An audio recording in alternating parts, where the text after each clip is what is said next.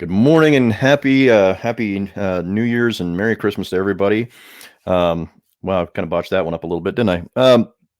Today I've got a really awesome guest. It's someone that I've been following on YouTube. Really excited to have him here. He's got some really amazing videos. You should definitely check him out. His channel is at the Symposium on YouTube. Highly recommend his content. It's very short, very edible. You can eat up all of his videos very easily, and they're very informative. Um, Amazing guy.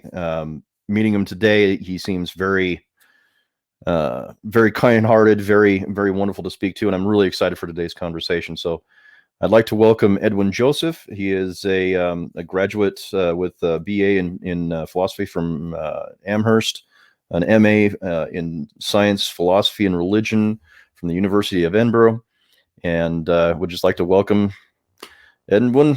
Welcome, man. Hello. Thanks for having me. Yeah, thanks for agreeing to meet, man. I was excited. I was, Yeah. I posted a comment on one of your videos, and you were kind enough to follow that up with a couple of good 30-minute long series, which I was not surprised. I was not expecting. I was very surprised, but I was really grateful that you did that, and I loved how you explained a lot of what was going on there and why what I recommended as one of the fallacies was actually incorrect. And so I really appreciated you going through all that and Yeah. sending me a shout out too. That was nice. I think we still have some more videos to do. I always appreciate the engagement.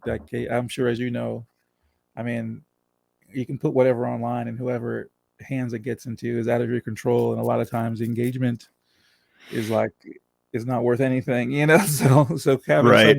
having someone engage like on an actual level that is like in line with what you're speaking about, is a gift, really. You know. Yeah. So tell us about yourself. Like tell us about where you went to school, where you come from, what are your passions, what are your, before we get into the meat and potatoes of our conversation, I just want everybody to get to know you and see what you're all about.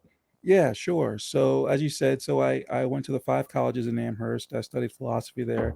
This is probably about going on close to a decade now. Um, Originally, I went to school to become a pilot. The Air Force was kind of pushing me to go and study whatever and kind of do whatever degree program. I wasn't so much into that because, as I told you earlier when we spoke, first generation Haitian American. My parents came to America basically so we could go to college and get a good education. So I didn't want to just go to whatever school and kind of do anything like that. I really wanted to be intentional and kind of push myself and challenge myself to see where I could go. So I went up to Amherst, studied there, and did my bachelor's degree program there.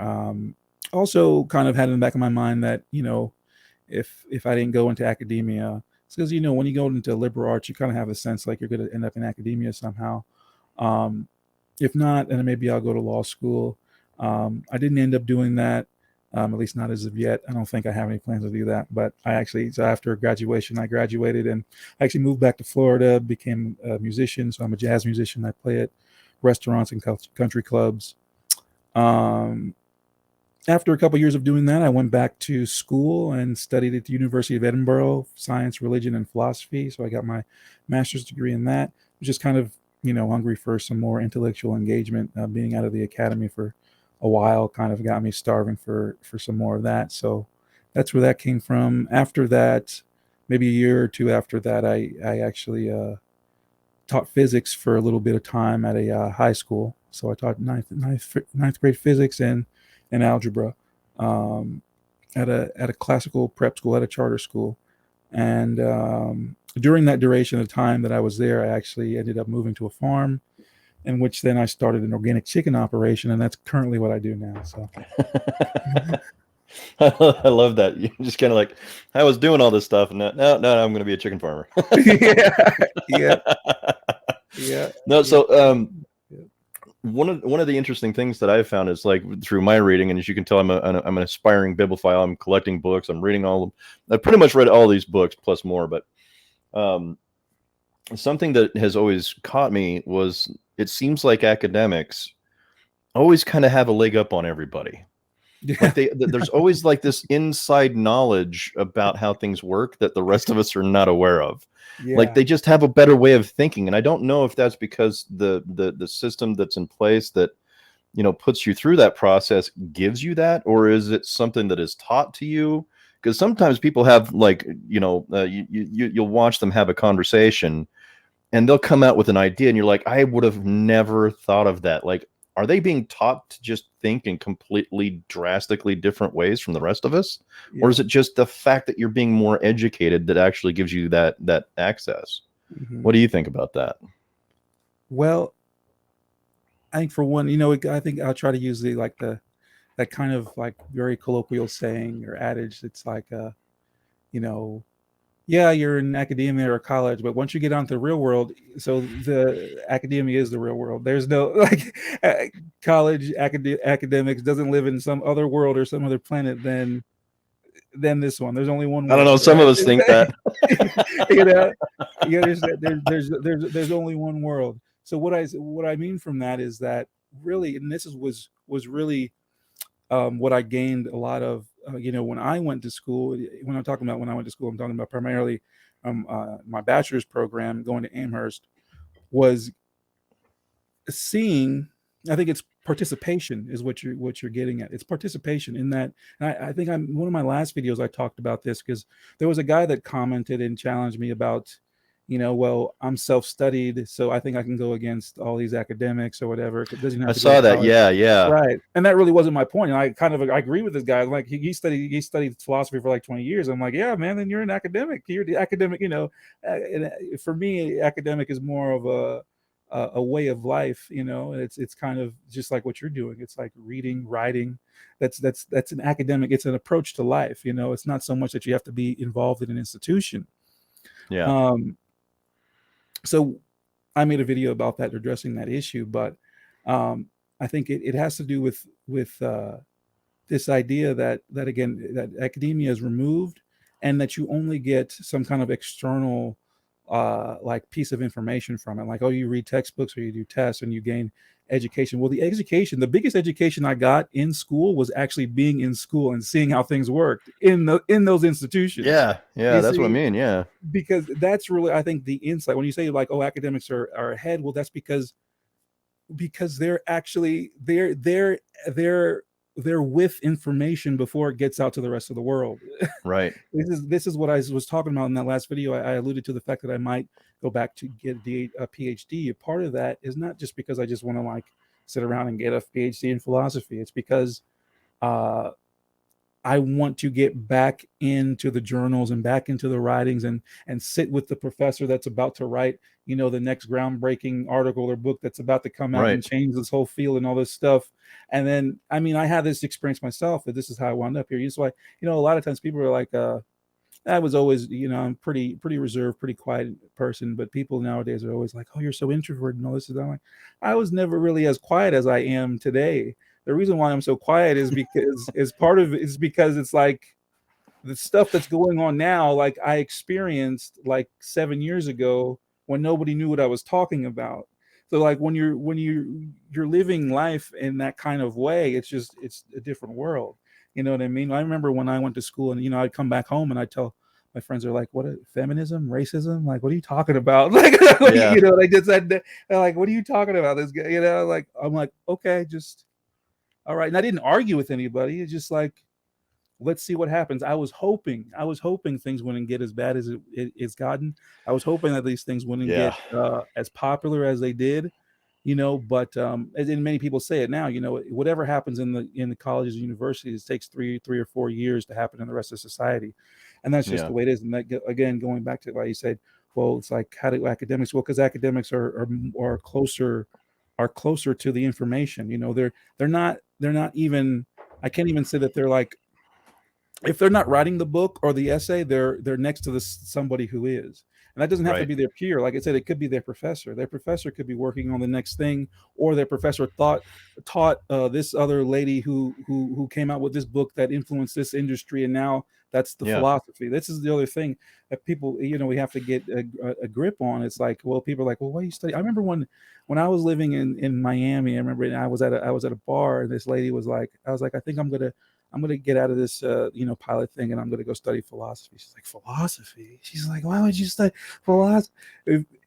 Without understanding, again, where like everything has a philosophy. Right. Every everything has a philosophy, and those people that are coming up with ideas tend to be the ones that are ruling our institutions, or Yeah. swaying the philosophy and operation of our institutions. Another thing, because I'm a musician again, I'm around all kinds of people. I was there somewhere playing the other day, and somebody was talking about how, well, it's like, well, why go to college and all this stuff. And I was like, well, you realize that, and I'm going to make a follow-up video about this. It's like, you realize that like most of your elected officials go to college. Like most of the people that make big decisions about your life and your society, they go to college. Now, Yeah. some people like Thomas Sowell will say, well, that's the issue. Where his so famous quote Right. is, the road to hell is paved with Harvard degrees. Yep. And Yep. Yep. I think there's plenty room for discussion for that, because it's not, and there's reasons why that happens. But it's like, something like I used to tell my students when I taught. It's like, education is meant to distinguish you. It's, if anything, it's meant to distinguish you, and the more distinguished you become, you really don't know where that's going to take you or how that's going to manifest in your life. And especially like college, also a lot of things I like to say is about it is like, it's really an exercise in self-improvement as well. And Yeah.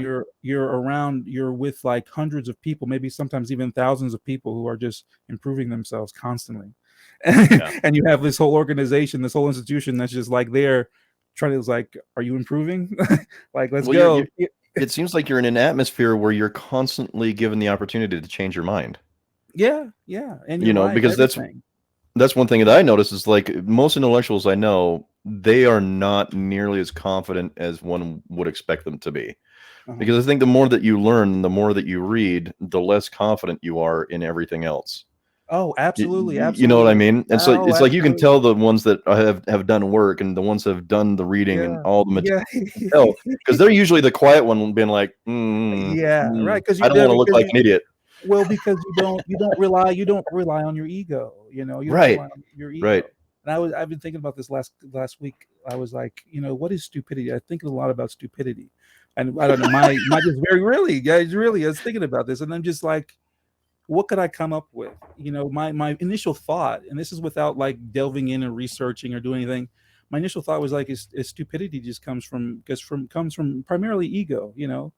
It's when you answer things or act about with your ego, instead of being thoughtful, or like you said, just regressing and saying, I don't know, or wait until you find out. I tell you a funny story about this that kind of relates to this. A couple, Hmm. and I recently, I ride motocross. I actually went riding this morning, but I recently Nice. got my license to get a street bike.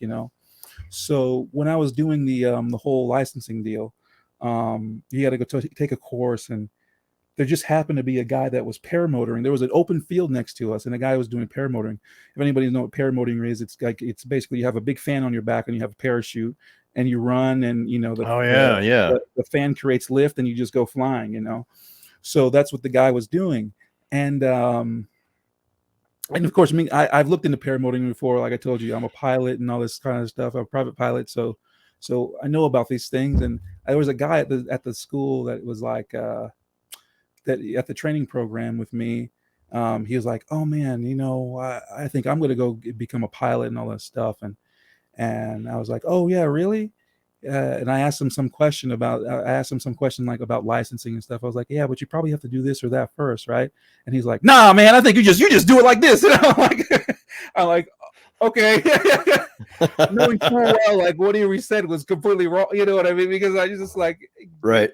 like it's like he doesn't know this. I'm like, I have a pilot's license. Like I know, you know what I mean? It's like I have a pilot's like, but he's speaking again with ego, with more, and with a great amount of determination and certitude and kind of assertiveness. Like, oh yeah, I know, Yeah. yeah, you just got to do it. I was like, okay, but all right. Yeah, And I've just learned to go into most rooms like so before it was I didn't want to go into a room where I was going to feel like the dumbest person in the room, and now I go into every room behaving as if I am the dumbest person in the room. And Yes, yes. I think it gives me room to learn and to grow and also to humble my opinion because someone might have a better idea or a better understanding or a better background in whatever we're talking about, and I'm going to learn more than if I was just being an ass and not listening and not being open. It's kind of like that old saying is um, the man who can't read does or the man who doesn't read doesn't have a advantage over the man who won't read. You know what I mean? And so it's like if your mind is closed, there's nothing is ever going to come to you. You're never going to have any incredible insights. You're never going to grow as a human being. And so I'm really lucky with the people that I fell into friendships with recently because, I mean, Charles Ekikotu from Critical African Thinkers is an amazing guy, Uh-huh. amazing man.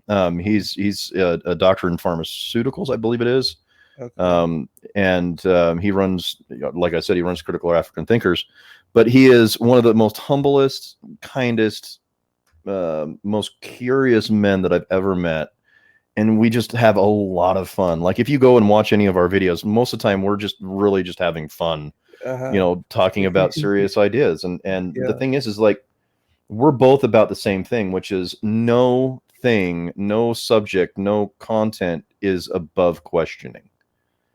And so we are able to ask difficult questions. We there's a couple of topics that we shy away from because I'm more of a libertarian, more left leaning, very supportive of LGBTQ, and he's a conservative Christian from Nigeria. So Mhm. we have a lot of really cool differences, and there's some things that we just steer clear of because we've learned that we're just going to disagree. And so there's not really a point in us really kind of combating that out. I think we value our friendship a little bit more than we do the topic of the conversation. You know what I mean? Mhm. But and then I meet Dr. Mason, and she like gave me so many bloody books to read because she's a PhD in African American and Caribbean literature, and so I've got God, so many books. Black Victim to Black Victor by Adam Coleman, A Critique of Anti-Racism in Rhetoric and Composition by Eric Smith, Albert Murray, Graves, Charles Love. Like, there's so many books that I have read in the last while that she gave me. Oh, I've got the complete works of Langston Hughes, the Mhm. works of Elaine Locke. Like, just the thing that pissed me off was like I never learned about those people in school. I never learned about Zora Neale Hurston. I never learned about Mhm. Elaine Locke. I never learned about Langston Hughes in high school. And now I was really, really pissed off for about a year. I was really, really pissed off because I realized how much my education failed me Mhm. because there's so much amazing information out there. And that's another reason why I kind of went just hog wild. And I read about 120 to 130 books a year, Mhm. either reading or listening to them. And it's just like the whole world opened up, and I was like, where was all of this? Why wasn't I taught that this existed? I didn't even get taught that it existed. And so I'm incredibly jealous of any academic because they get to go through all of that stuff and they get to learn all these different things and read all these different things. And it's just like, God, I wish I could be there and do that. But yeah, sorry, I got off on a tangent there. But the thing No, well, that I that's really like great. about what you're doing is you talk about what academic life is like. And I agree with you. Like if I go for more than a couple of weeks, I'm wanting to do something. I'm wanting to engage with ideas, right? So I've got numerous people that I can jump onto and talk on their shows, and we can have conversations. But you miss the intellectual pursuit of discussing ideas and trying to figure out how they are going to work. And I mean, we had a two-part series where I was invited onto Critical African Thinkers to talk to Luis Razo Bravo about his theories, and it was just I was like happy as a child in a candy shop. It was just one of the most funnest experiences that I've ever had, and I really love being around those things. And so now it's like I read psychological studies and other studies for fun because I just want to be in that area where I'm on the forefront of my own education. You know what I mean? Yeah. Yeah. And I think, and that's part of the initiative, really the focal point of what I'm trying to get the symposium to be about. Mhm. It's not like this partisan thing or this thing to speak against, whatever the popular idea is. Really, my hope would be that, like, I want to get people closer to sources of information and understanding, um, being able actually, I'm going to use this word, being able to discriminate in between, like, third hand sources and first hand sources, right? So that's one Yes, of the things that you really get good at, and you get the benefit of being exposed to in academia. It's like, totally agree. it's like most of the stuff that any common book that people know about anything, usually, like, we're just not going to be like, what is that? Like, that's not, no, it's like, okay, read the guy who wrote the paper that influenced that guy's Right. professor that influenced that guy to write that, simplistic version of that idea, because, okay, this is Yep. actually the idea, this is where it comes from now, you know what I mean? Yep. Like, to get 100%. people Yeah. more engaged on that level of reading, like you said, just going and reading journals and reading articles, and not just going off of, what you're, being on this camp and that camp or whatever. Yeah. It's like, engage with information. Like, our society would be completely different today if we just actually took the time to engage with the information and knew, like you said, and knowing it's there. I think that's a big problem too. you know Yeah. Well, the interesting thing for me too is that I've had a couple of friends that I get into friendly debates with them.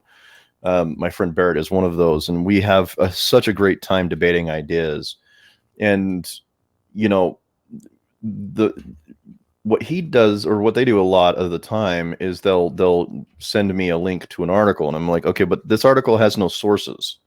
Like, the article has no sources. It's not giving me any more information than what you said.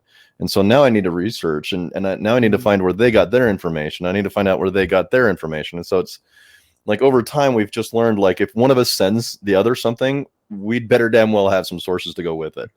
You know what I Mhm. mean? Which is so much nicer when you can have those conversations and you're not having to try and, because it's already difficult enough to swim through problems.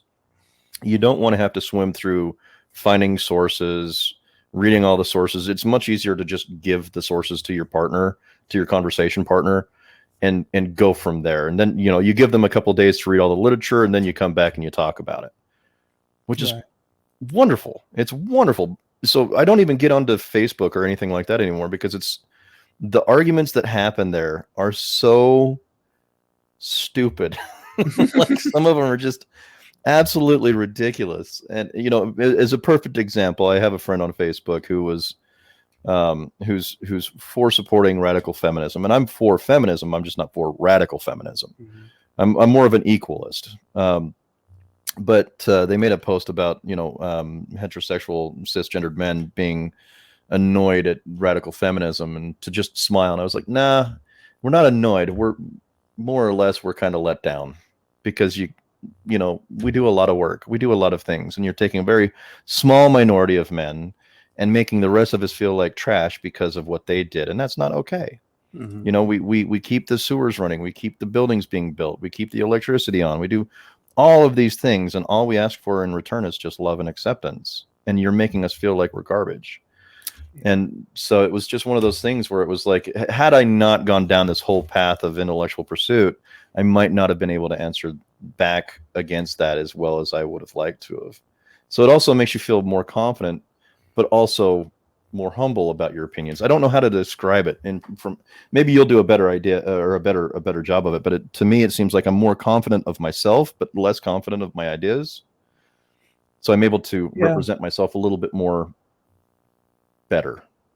Yeah, well, yeah, absolutely. Because you have the confidence, because you have the background, and you know where the knowledge, where the sources of information are coming from. But I think there's also the strongest point too is, and this goes back to kind of like I was saying, like being quieter, or like you said, like not being as confident. I think it comes from not you knowing what you don't know. You see, that's the other thing that academics just have Yeah. on a lot of people. Is like, exactly you know exactly what you need to work on too. That's why, like, a lot of times, sometimes I think, like, sometimes I deal with people and I think they're like, oh, they think I'm just like some arrogant asshole or something that won't listen to anybody. And it's like, and it's not really that. It's like, I know what I need to do. I know what I don't know, and I know Like I know where I left certain things off, like, where in whatever area, that when it comes to farming, if it comes to philosophy, if it comes to, like I said, with my education and aeronautics, I know what I don't know. I know what I need to, brush up on or whatever. You know what I mean? And I think that's something that, I guess, because if you're not exposed to a wider body of knowledge and information, or never been in an environment or institution that does that for you, then you never know what you don't know, you know. Right. And I don't know everything that I don't know, but I know a lot of what I don't know, and I know a lot of all. I know what I don't know about most of the things that I care about. You know what I Right. mean? Right. And it's No, just I would liken it to almost like if you were to argue about a foreign language, right? And you know how to say hello, where's the bathroom? But you're talking to a fluent speaker of that language.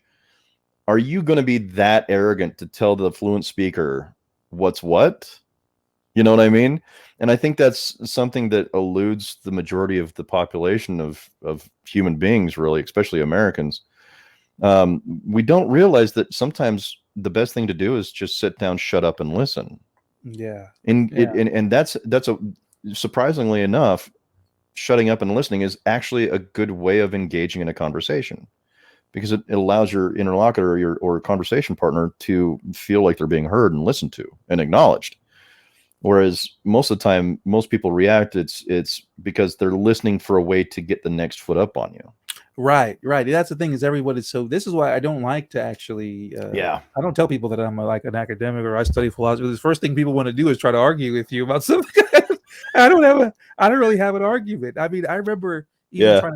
trying to date somebody recently, and then like she just like wanted to, like, well, what do you believe in this? What do you, because I study religion. It's like, what do you believe? What do you? It's like, I don't Yeah. really know what I believe. It's not really my job to know about what I believe, because again, it goes back to the academic after a while, you're supposed to, and this is part of why, because a lot of the, to me, a lot of academics nowadays have done an injustice to what an academic is supposed to be, because of how the universities become so politicized.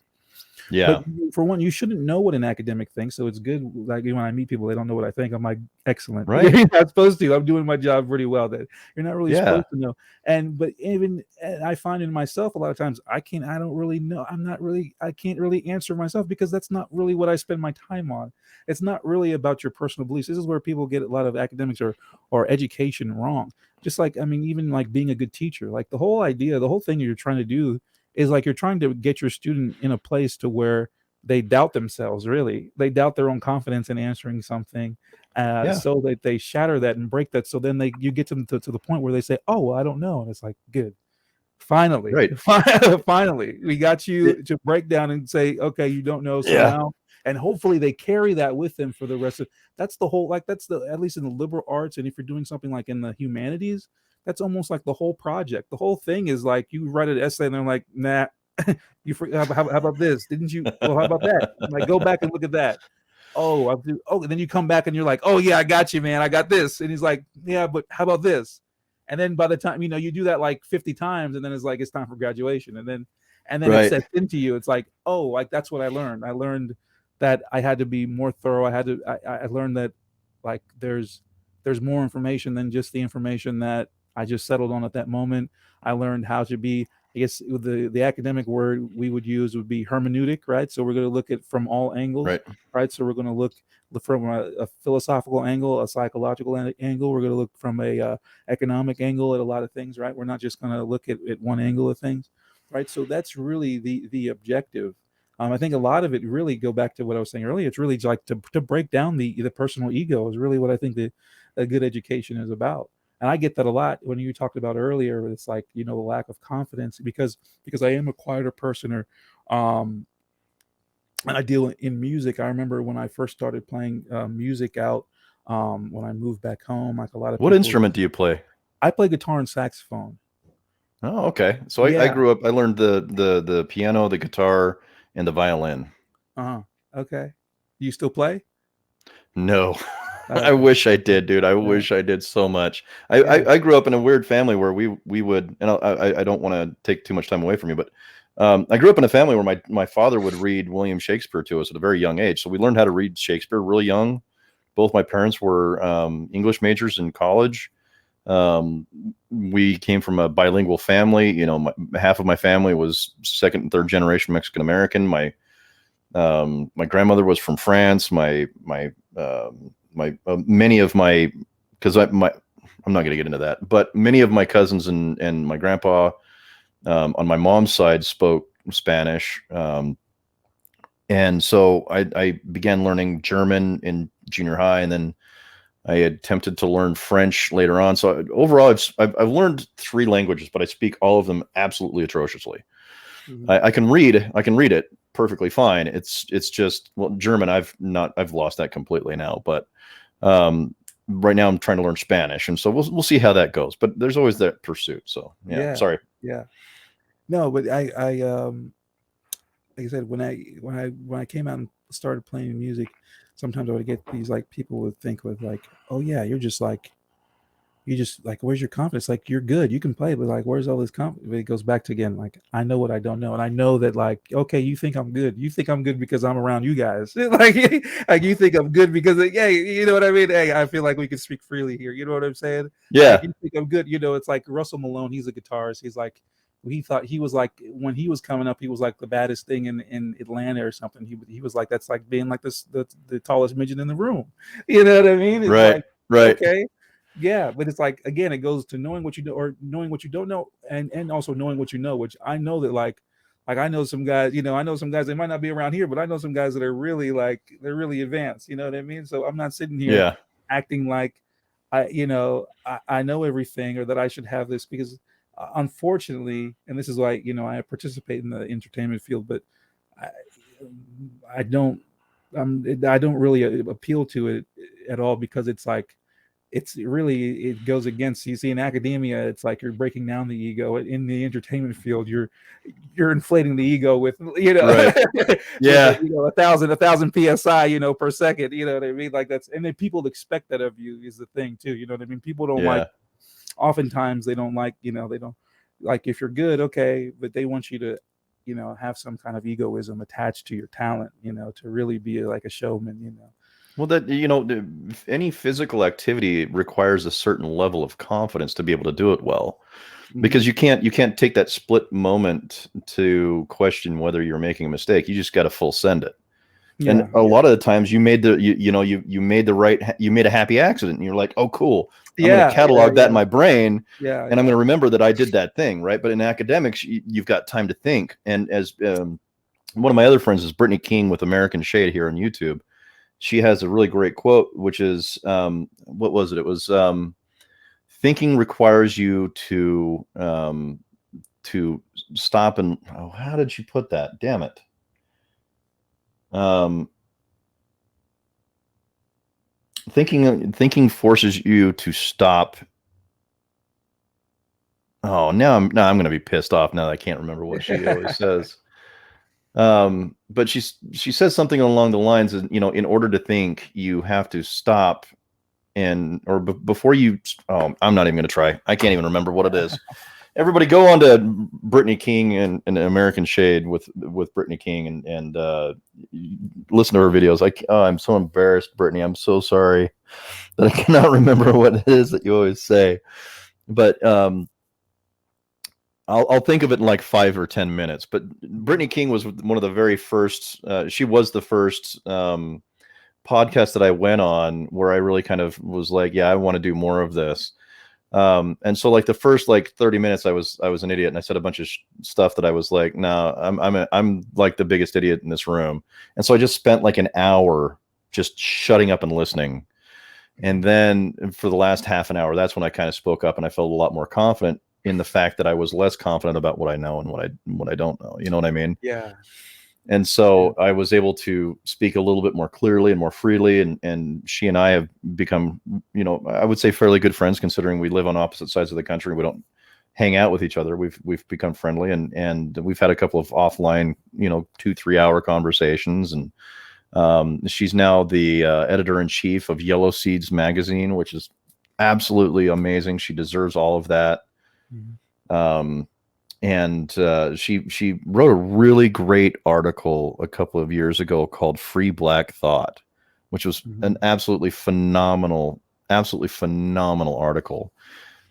Which is actually how the Journal of Free Black Thought came to get their name, was through her article. But and that's the one that Eric Smith and a couple of the other people run now. Both really great people and really great publishers. But yeah, Yellow Seeds is amazing, and Brittany is doing such a phenomenal job. But going back to what you were talking about, sorry, I was getting lost in my thoughts there a little bit, but it seems to me that academics is really it's a practice of breaking our cognitive dissonances, really, and just kind of tearing those things away, so that because I think a lot of people that aren't educated at all, breaking cognitive dissonance is a really difficult, really kind of life-shattering thing, where you're having to break the illusions that you're living under, right? But the more you read, the more you study, and I've noticed this a lot among a lot of academics that I've spoken to, is like there's not really a whole lot of cognitive dissonance anywhere when you're talking to them. They're very free. They're very free from that concept. They can listen to you talk, and they can be like, oh yeah, blah blah blah blah blah, and they will engage with you. But there's you never get this idea that they are just, I can't say all of them, because some of them are really attached to their ideas. But of all the ones that I've met, they're very humble. They're very kind. They're very willing to change their opinion. If you have a better idea than them, even though they're an academic, they're willing to listen, and they're willing to give you a shot at, trying to describe what you're trying to get across. And I've always found that incredibly pleasant to deal with. And if all academics was like that, and speaking to what you were talking about, it seems like to everybody on the outside, including myself, academics is so politically driven now, we can no longer trust what you're telling us, because we know there's a narrative there. You know what I mean? And it's almost like, yeah, sorry, go on. Yeah. No, absolutely. I mean, that's the thing. And that's what, if I'm committed to anything, it's trying to just keep that, because again, like I said, my parents came here so I could do stuff like this, to go to college and all this stuff. Means a lot to me. I've always loved education. I wasn't one of those people. I don't know. I don't really have that story. They talk a lot about. It's like kids don't like school. Whatever. I will. Again, I think it's part of it because I knew that my parent. I think all of my brothers. I'm the youngest of three, but we all knew. It's like we knew what we were here for. So, and we didn't dislike it. Either. I also went to. I also was I grew up Catholic, so I went to Catholic schools. I went to Catholic schools my whole life. Again, which I didn't dislike. You know what I mean? Like we enjoyed it, we understood it, we saw value in it. I grew up Mormon, and now I'm an atheist. Really? Okay. Yeah. So that's interesting. Well, the Mormon thing is they're a different thing. That's a whole different. Yeah, completely different ball of wax there. But my cousins, sorry, they own a lot of land, I hear, down here in Florida. They do own a lot of land everywhere, dude. Yeah.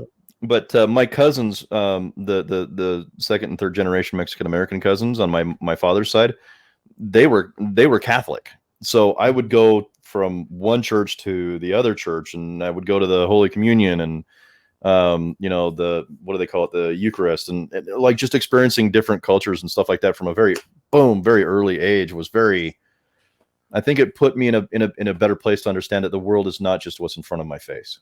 You know what I mean? Yeah. So yeah. So my mission, again, like I said, with the symposium or anything I try to do, especially even as like, again,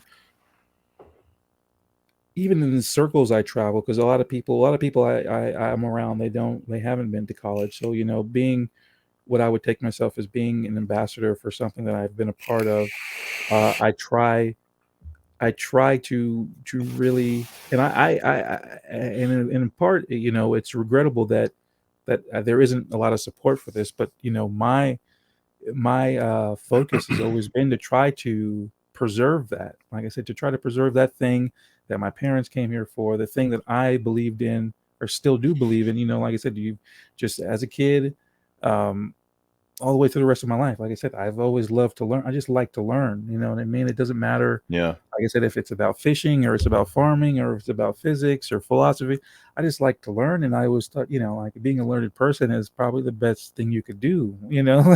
Like you're in the world, you might as Right. well learn about the world. You know what I mean? And like you said, taking an academic approach to life, it seems to do your soul a bit of good. It seems to do your personality a bit of good because you don't, you break down your ego. You're be able to make better decisions for yourself. You're able to look at things in a clearer lens. But unfortunately, it's those kind of things that aren't being fostered by the greater institution at this point. Like I said, I witnessed Yeah. that when I went to college. It was like, this thing is not what, like, we're supposed to be holding to something. This is, again, part of what I'm trying to do with the symposium, is to articulate and explain to people. It's like, we're supposed to be beholden to something. Someone that goes to college or someone that's an academic isn't just someone that took a test or got a degree or that got an education and now they think they're smarter than everybody. That's not the point. Yeah. You're supposed to break yourself down. You're supposed to self-improve. You're supposed to really live by this oath. It's like, yeah, I know what I don't know. I'm trying to get better. And I have a technique to do so. It's also about methodology, right? The academia is supposed to give you a certain methodology of how do I get information. Okay, this is your process. This is where you Right. start. This is where you end. This is how you do this kind of thing. So again, it's an approach, but it's not supposed to be uh, fostered by or motivated by your personal motivations or your political leanings. Your Right. biggest personal motivation in academia should be, I find this topic more interesting than other topics, so I'm going to study this topic. that's Right. that's Right. really where it's supposed to stop. It's like, yeah, I like physics more than I like biology. I'm going to study physics. In Right. my case, I like philosophy more than I like sociology. I'm going to study philosophy. But it's Right. not supposed to be, oh well, I'm a Durkheimian, so I'm going to study philosophy because I like Durkheim, and this is going to be it. It's Right. like, I'm going to study philosophy because I'm a Marxist, and I'm going to, and I'm going to, I'm going to proliferate these ideas that Marx had about this. Like, that's not supposed to be the approach. Yeah, it shouldn't be a 4 or an 8-year college experience to prove yourself right.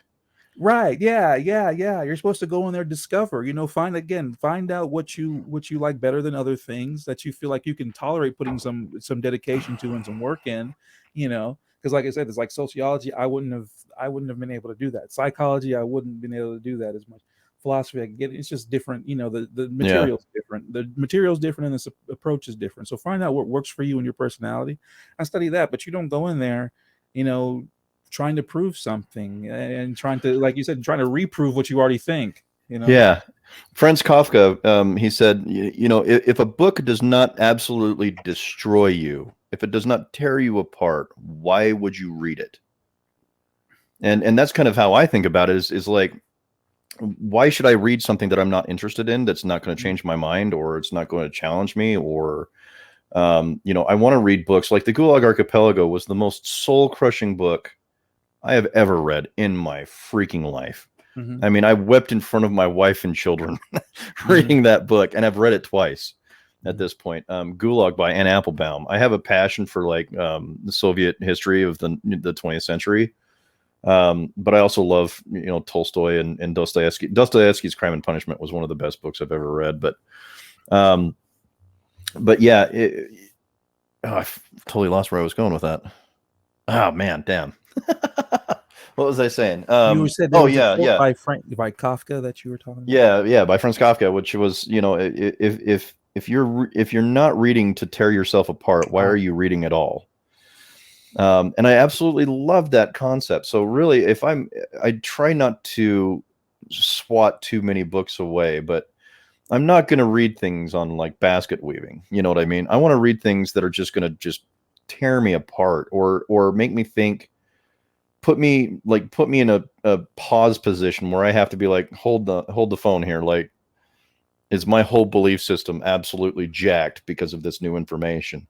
And I love that. I love that kind of endeavor to crush my own soul, so to speak, because I Yeah. know that I'm going to come out of it being even better than I was Right. before. Right.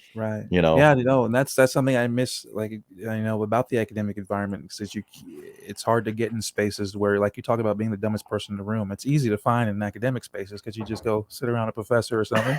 You know what I mean? It's like it's easy, and it's fine. You always have Yeah, someone to learn from, and again, it's like well, what do you take from that? Well, I take from that, like, in my adult life, it's like, well, go and try to find people that are smarter than you. And it's hard. It's unfortunate that it can be harder, in your adult life than when you're a part of an institution.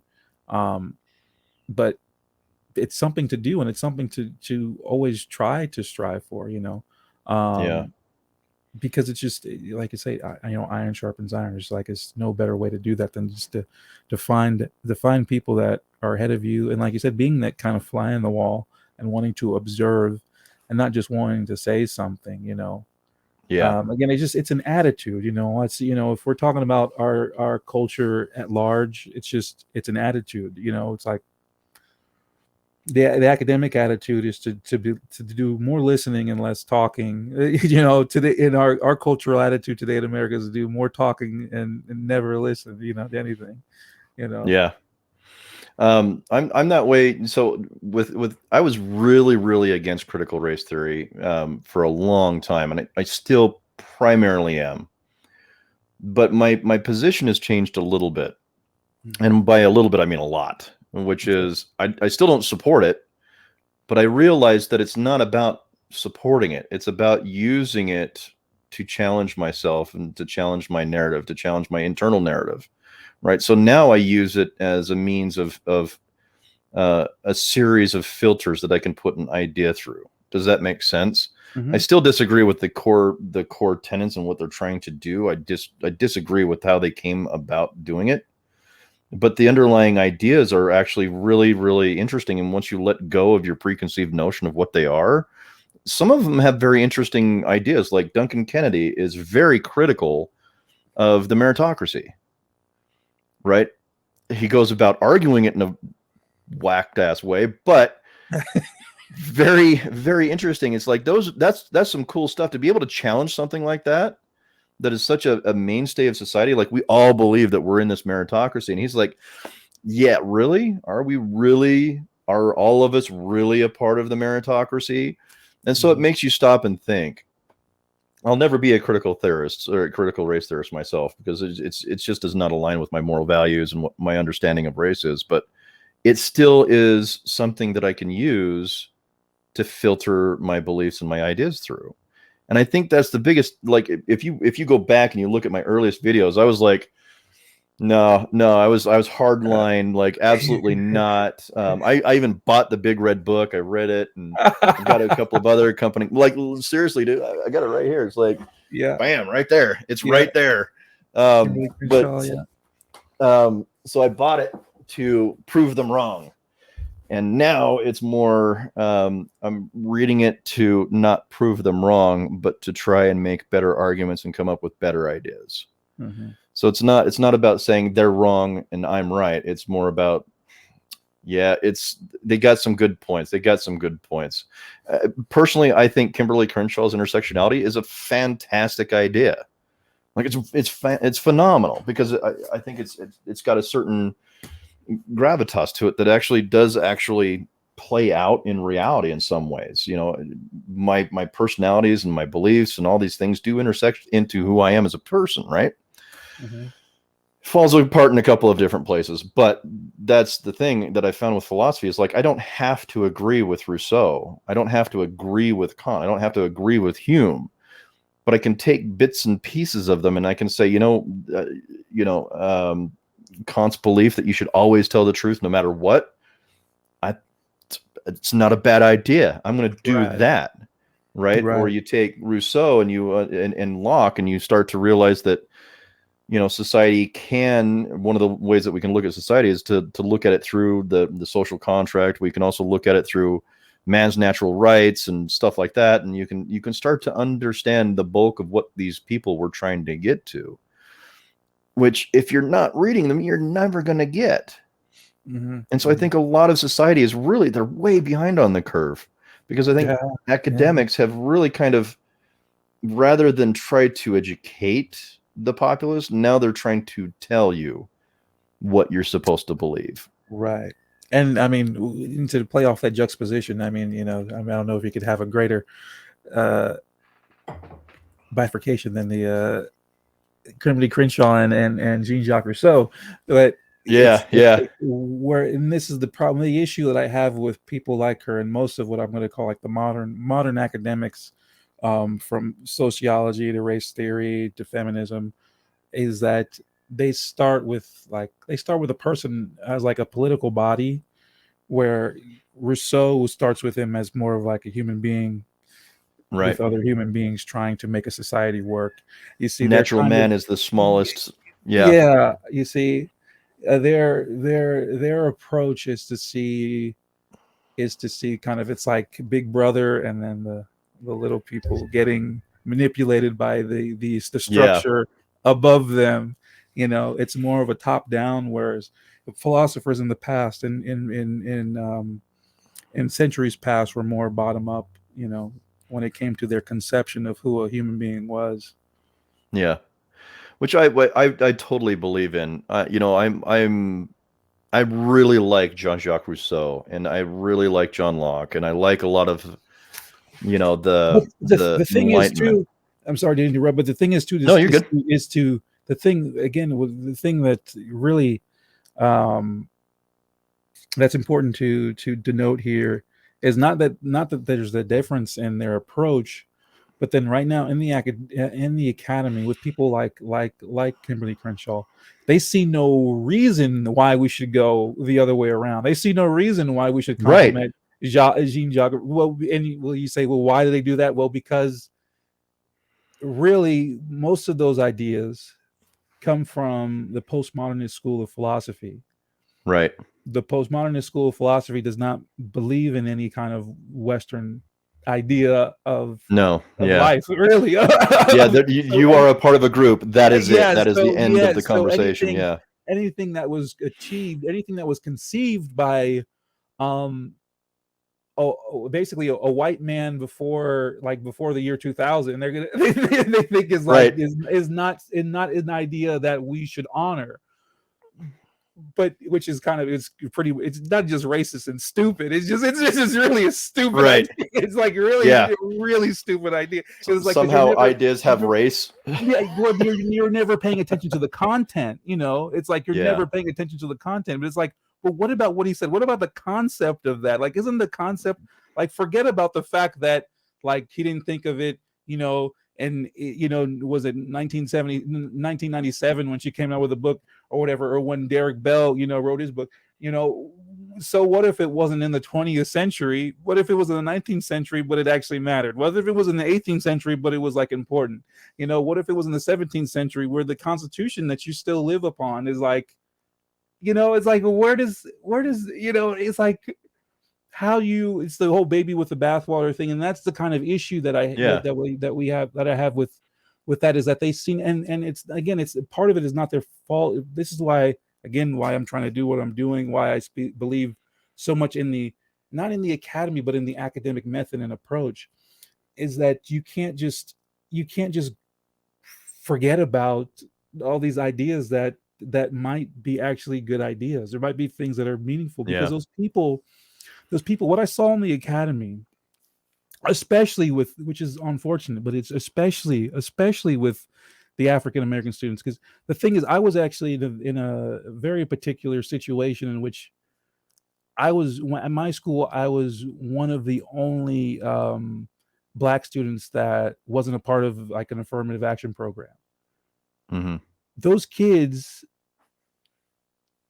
like, they have to, I don't know if it works this way at every school, but at the school that I was at, they basically almost, like, they have a certain curriculum, because they're part of that program. They basically have a certain curriculum that they have to follow, that has to do with race studies. Those kids, they don't engage with Rousseau and philosophy, critical thing. They don't tend to engage with logic and all this. Yeah, They go straight to Emmett Till, and You understand? I would go and talk to these kids. They're like, "Do you know Right. about him?" I'm like, "That's what they're teaching you." I'm like, you know what I mean? I'm getting out of school with like Dr. Westfall. Dr. Westfall went to Harvard with my chair. You know, went to Harvard with Cornell West. You know, he was funny story. He's like, well, he didn't dress like that back then, but he just that's what he would say about you know, I love but Cornell West, but yeah, yeah, me too. I was actually a big fan of it. I disagree with a lot of what he says now, but as do I. Yeah. well, he's a character. You know, it's kind of and that's another thing about these guys. Those guys, it's not like they're bad people or not well intentioned. The kind of academic that they promote, the kind of being that they promote, is someone who Cornwell was a good example of this. He's kind of he's a persona more than he is ever saying anything. Like he never really addresses anything. He says a bunch of basically rhetorical, statements. Yeah. He's a rhetorician. He's right, exactly. Him and Michael Eric Dyson, they just and a lot of those again the people. Yes. I have no patience for Michael Eric Dyson. He's one of the most disgusting people I think that's ever walked the earth. Honestly, I just really. I just have. I just have to. I just have to say it. It's not. It's just really. It's not good, man. It's really. It's some of the worst stuff. Because what's worse? I think the worst thing about. Oh man, it's so true. I just had to say this because I just saw him. I didn't watch the whole thing, but it came up on my YouTube feed that he recently had a discussion with Joe Brown, Judge Joe Brown, he's a solid dude, Oh yeah. Judge Joe Brown, right? Like he talk about American history, talk about the Constitution, just talk about just real life. Like he's for real. Like he has respect for the earth. You know what I mean? And but Michael Eric Dyson has no respect for anything other than his own rhetoric. And he gets pleasure. What I hate too is that he appeals, like the way he talks. He uses his cadence. He tries to appeal to like this. Like black preachery kind of thing, and he makes the black people in the audience go, using words. Huh? He gillygashes using words. Yeah. Rather than gillygashing with like information, he gillygashes you with words. Yeah. And he tries to make people go like, ooh, and make them laugh and do all this kind of. Yeah. But it's like you're not really saying anything. Like you're supposed to be that. It's people like, it's like you're supposed to be an academic, and you like you act like a comedian. You act like a comedian, but you're supposed to be an academic. Like it's not. That's because he is a joke. Yeah.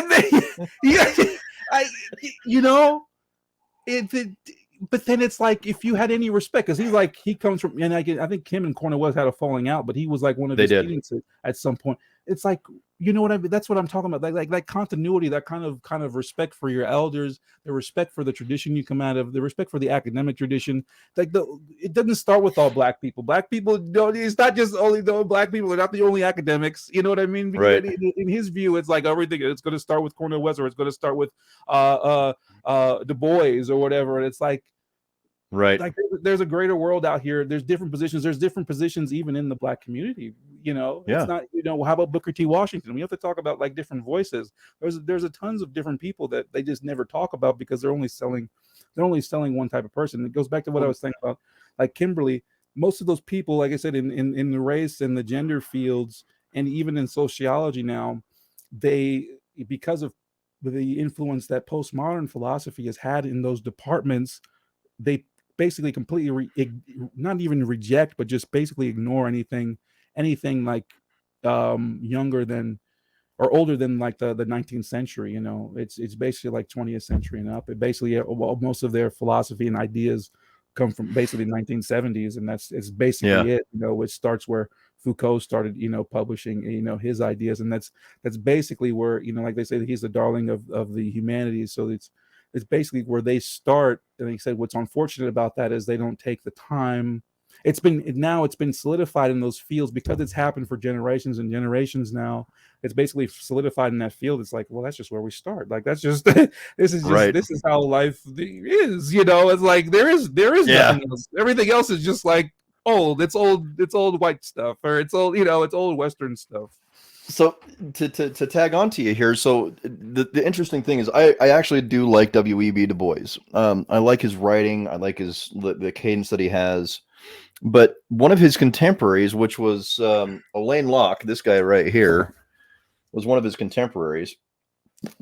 Um, and he was amazing. First of all, he was gay, racialized as black, and came from wealthier black familyhood. So he was actually him and his mom, they were fairly wealthy. Incredibly brilliant guy, and completely wrote the idea of the labor theory of value.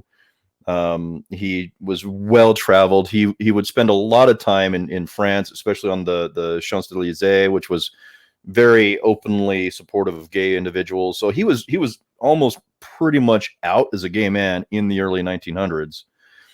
He was the first recipient of the Rhodes Scholarship.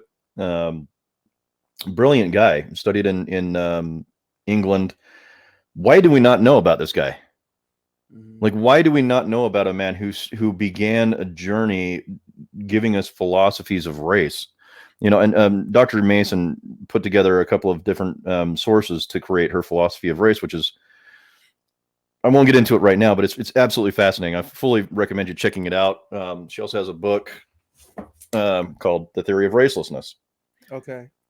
Absolutely phenomenal book. Like, I wrote an article for the Journal of Free Black Thought, and then I came back from vacation after reading that, and I had emailed them. I'm like, you gotta hold on, because I got to rewrite this whole bloody damn thing. And so I was supposed to be published in August, and I'm going to be published in January now, because I had to rewrite the whole thing after I read her book. But she is one of the kindest people that I have ever met. Like, she has taken her time to educate this dipshit right here so much that I just can't give her enough endless thanks to her. But what she does is she presents race as something that is not what we've been taught up until now, where race, to short end it, is she believes that to end racism, you have to end race. So she's for the abolition. She's for the she's a skeptic eliminativist. So she wants the elimination of race from everything, to the point where even now, I don't put race on any form, like, at all. Like, there's no form that I will put my race. There are forward people. There are forward-thinking people like that. It's unfortunate, that I think, and I've seen this in the, and I don't want to. Yeah, I'm sorry. It's like, I don't want to sound like it's like, well, I know exactly what the problem is. You know what I mean? But right. It's just, I don't know. Part of it to me is self-evident. Part of it is like, I've lived through this thing. I'm not just talking about I lived through it as a black man. It's not really that. I lived through it really in the academy, and I lived through it, watching how people act. Also, I think it's particular because, and like, this is why I say this. It's not because I have some like ethnic pride about being Haitian American, but it's different when your experience in America is specifically different when you're a minority within a minority. You see, a lot of black people don't understand that. They'll be like, well, you're just black. It's like, no, like, my culture, my past is very different from yours. Like, you might think we look alike. Okay, fine, but we're not. Like, it's not really the same. I don't really identify. And also, you're on mute again. Okay. Yeah, I got it. What I said was they think that your blackness isn't the same as theirs. Right. But so it's like, it immediately invites a hypocrisy into the yes, topic. yes. But it's also they assume like certain commonalities with you that aren't actually common.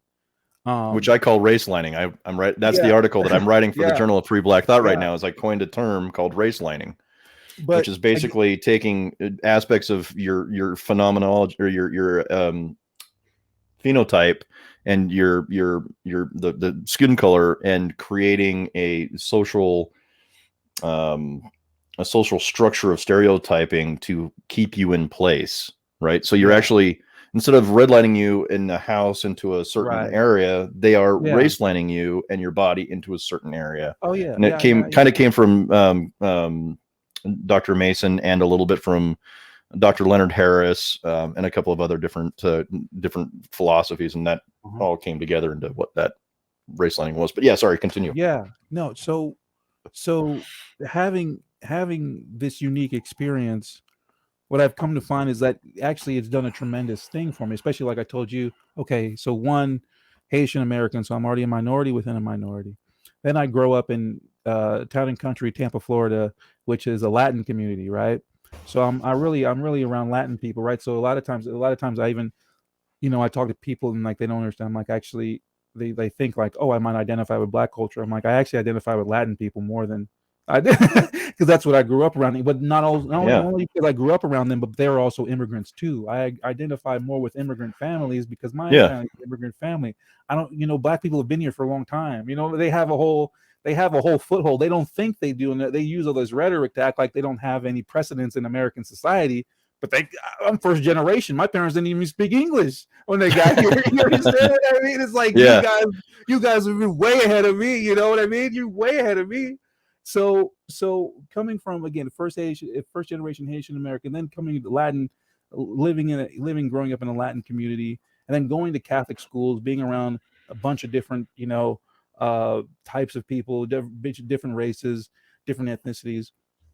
I guess I was fortunate, into me and my brothers and whoever, we were fortunate to not really have race as a thing in our lives, because it was dissolved, I guess, early on. Like, you know what I mean? We already knew that, like, we're Haitian Americans, so we're like a really small minority of people here anyway. So it's Yeah. like we're not like looking around for people to discriminate against us, because no one knows who we are. Right. Like, who the hell's gonna figure? It's like, when you see that Haitian guy, like, nobody knows. Like, no. So, you know what I mean? So you can't really pick me out of a hat, right? So that's one thing. The next thing is, like, we're around different races and different kids and different people, and nobody cares either, because, again, we're also in a Catholic school, so we're in a religious school where we believe in first principles. We don't care about where you're from or what you look like. We care about if you're doing what Jesus would do. Basically, right, is the whole theological thing. Like, we care about character. We care about, how you treat others. That's the kind of things we come from. We didn't care, which I think is a much better solution to all this stuff than to what we have today. But where I'm going with that is because you mentioned that author, and I'm saying that, like, I'm not surprised there's someone writing that stuff, and I've heard there's a couple other people that I know that have similar ideas, and I very much take after that same kind of thing. But I think that's just because I think it's partially experience, and I think I also see that, again, when you talk about the broader education that I received going to school. It was seeing that the people like Abram Kendi and all those guys, and the people like Kimberly Crenshaw, they were those kinds of people, just like in Robin my DiAngelo. right, and they were the kind of people that were in the affirmative action program, that maybe they came from the Bronx, or they came from Brooklyn, or they came from these more segregated places, that they didn't have experience with other cultures, right? And the people in their communities purposefully segregated themselves from each other anyway. Yeah. Because they always talk about racism as white against black, but they don't understand like the blacks don't like the whites. There's a class either, problem too. Right. There's a class problem, right? A lot of that is also class, right? But what I found is that a lot of times it's the people that have those segregated experiences. They tend to be the ones that are writing a lot of these books. They tend to be the ones that are like the popular stuff that we see, like critical race theory and all this stuff. They're really coming from my view, to be honest, and it's not to degrade them, but it's people that haven't reached a certain level of maturity or evolution in their personhood, maybe because of where they came from, or because of the approach and culture that they had in their life, or where they weren't exposed to other cultures and other people. So they also have these preconceived notions, because it even happens to white people when I was in school with the whole white guilt thing, because you'd have these people that come from Western Massachusetts or from New Hampshire or Vermont. They've only read about black people, and the only thing they read about black people were from people like Kimberly Crenshaw that told them that all black people were oppressed and all this kind of stuff. So when they meet someone like me, like I said, who's went to private school their whole life, and who's from an immigrant family, you know what I mean? That's guy who's going to a school that with like an 80% scholarship, with 40,000 a year university, whatever. Right. And they're talking about you need some change or something. And I'm like, what are you talking about? Like, you need some change to ride the bus, you know what I mean? It's like, what are you talking about? You understand? So, but it comes from, again, they're dissociated. You have these people that were, the minorities that were sheltered away from interacting with white people. Then you have the whites that were sheltered away from interacting with blacks. They all got their sources of information from people that were like them as well, And Right. then so you have this world in which everyone has all these ideas. Then you come and, like you said, you have a person like me, or maybe the person like that lady you were speaking that wrote that book is just like what are you guys Dr. talking about? Mason. Like Yeah. this stuff is like, what are you like? Hey, like that's not even. That's like I can't even say it's second grade. That's like like are you a child? Like are you 2 years old? Like this stuff we got over like a long time ago. It's not even stuff that really exists in our realm, but it's because Yeah. of it's really because of their approach to life. I think how you live, and some of that you can't control. Because like I said, we in my family, we weren't taught we didn't think, oh, you're Haitian or you're black or this is that. It's just like, man, you go to school, like, you go to school. Like, if you're sick, you Yeah. go to school, you know what I mean? You come home, you do your homework, you go to school, like, and that's it. You Yeah. know what I mean? It's like, that's really the most important thing. No one's worried about all this other stuff, It's really is Yeah. like, if you see anybody doing any kind of nonsense, you stay away from them. It's like very basic Yeah. principles, you know what I mean? Like very basic principles. But like I said, you go back to, like when I talk to these kids like that I knew, in our affirmative action programs, it's like, oh, those white people, and they got trust funds, and they live like this, and they're like this, and they're racist, and all this, and he just, yeah, you understand? It's like you see it like this culture where like they talk about the other side of train tracks, where they never went on the other side, and they don't communicate with those people, and the only ideas they have of those people are from these books, and you have other black people telling them that, yeah, these people are bad too, and then that's all they Yeah. believe. I don't know a single white person with a trust fund. Like not a single one. Well, what I always thought was funny about that is like, shouldn't that be your goal? Like, that's not a bad. Is that really like a bad thing? Like, if you Right. like, wouldn't we all like to give our kids trust funds? Like, what is, Well, two things really is that if I'm remembering correctly, and I'm pretty sure I'm correct on this, but Nietzsche spoke about the master and slave mentality, where if you saw someone that you felt that was controlling over you, the slave mentality would therefore create a hierarchy of importance based on what they weren't. So if the master was on time, was prudent, you would value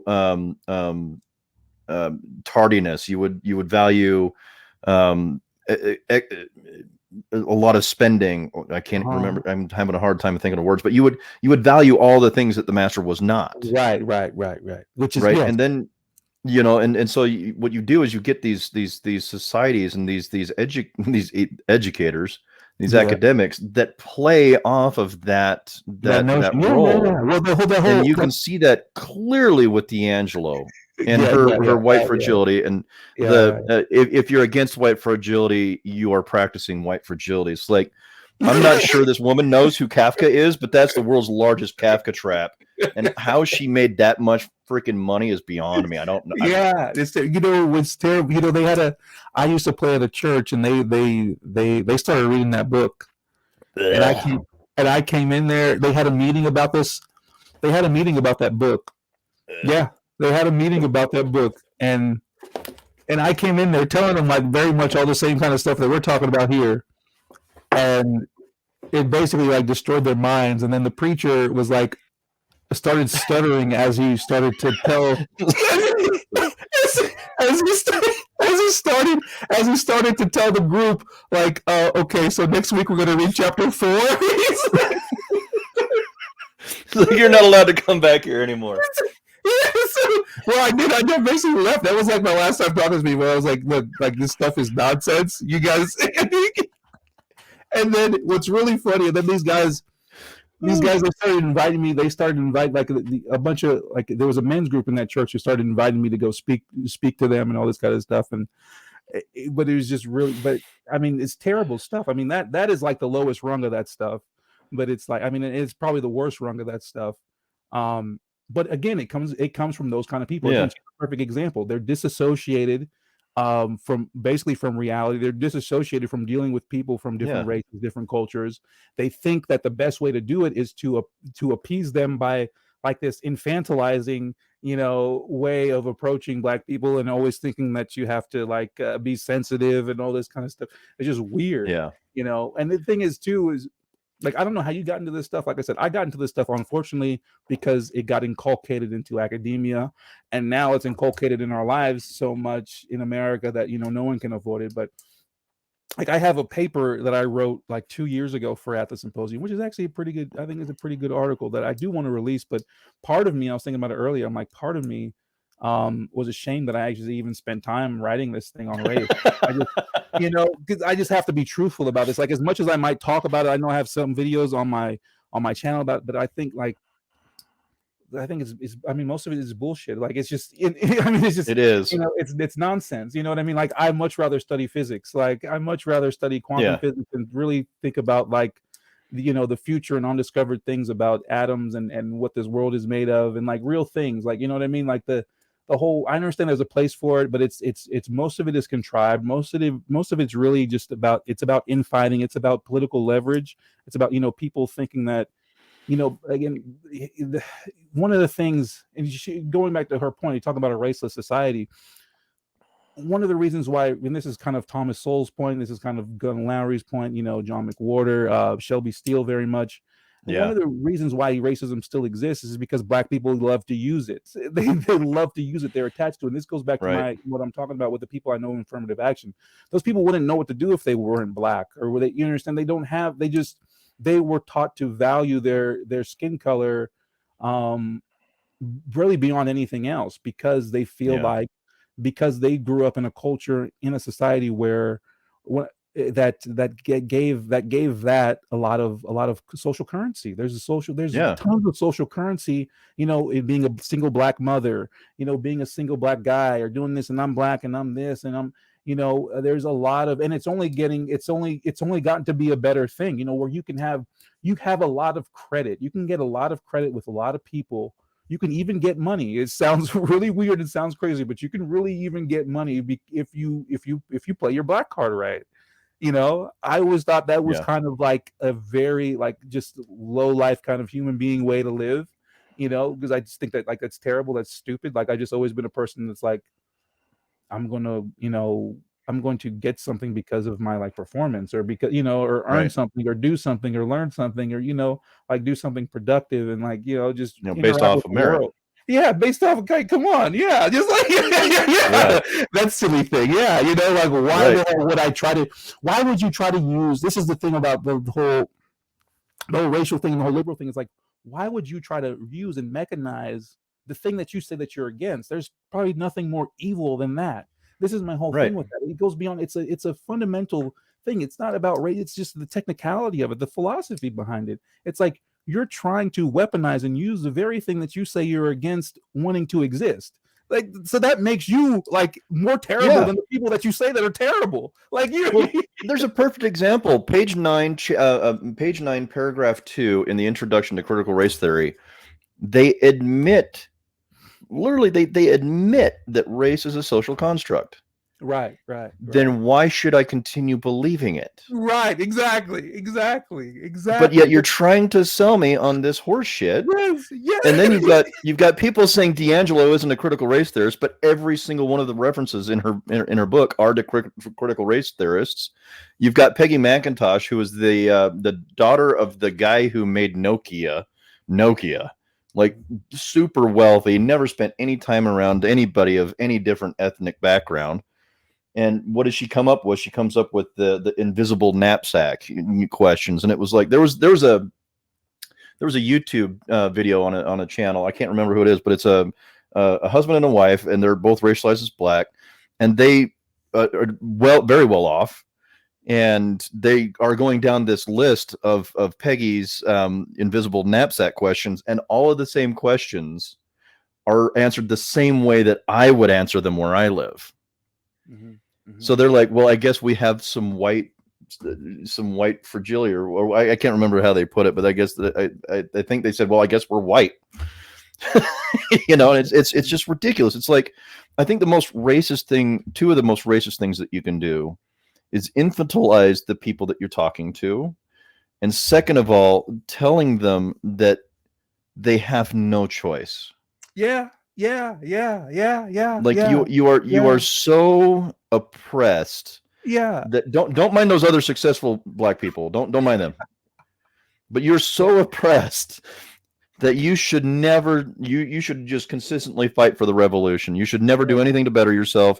Don't even try, because white supremacy, which no one's been able to define, Yeah, and only in listen, 20 listen years. to us. Only listen to Yeah, us, by the way. only Like, listen to us. Yeah, everybody else is wrong. Don't listen to Albert Murray. By far, don't listen to them. and by the If way, while anybody you're tells you doing that all, race doesn't matter, is wrong.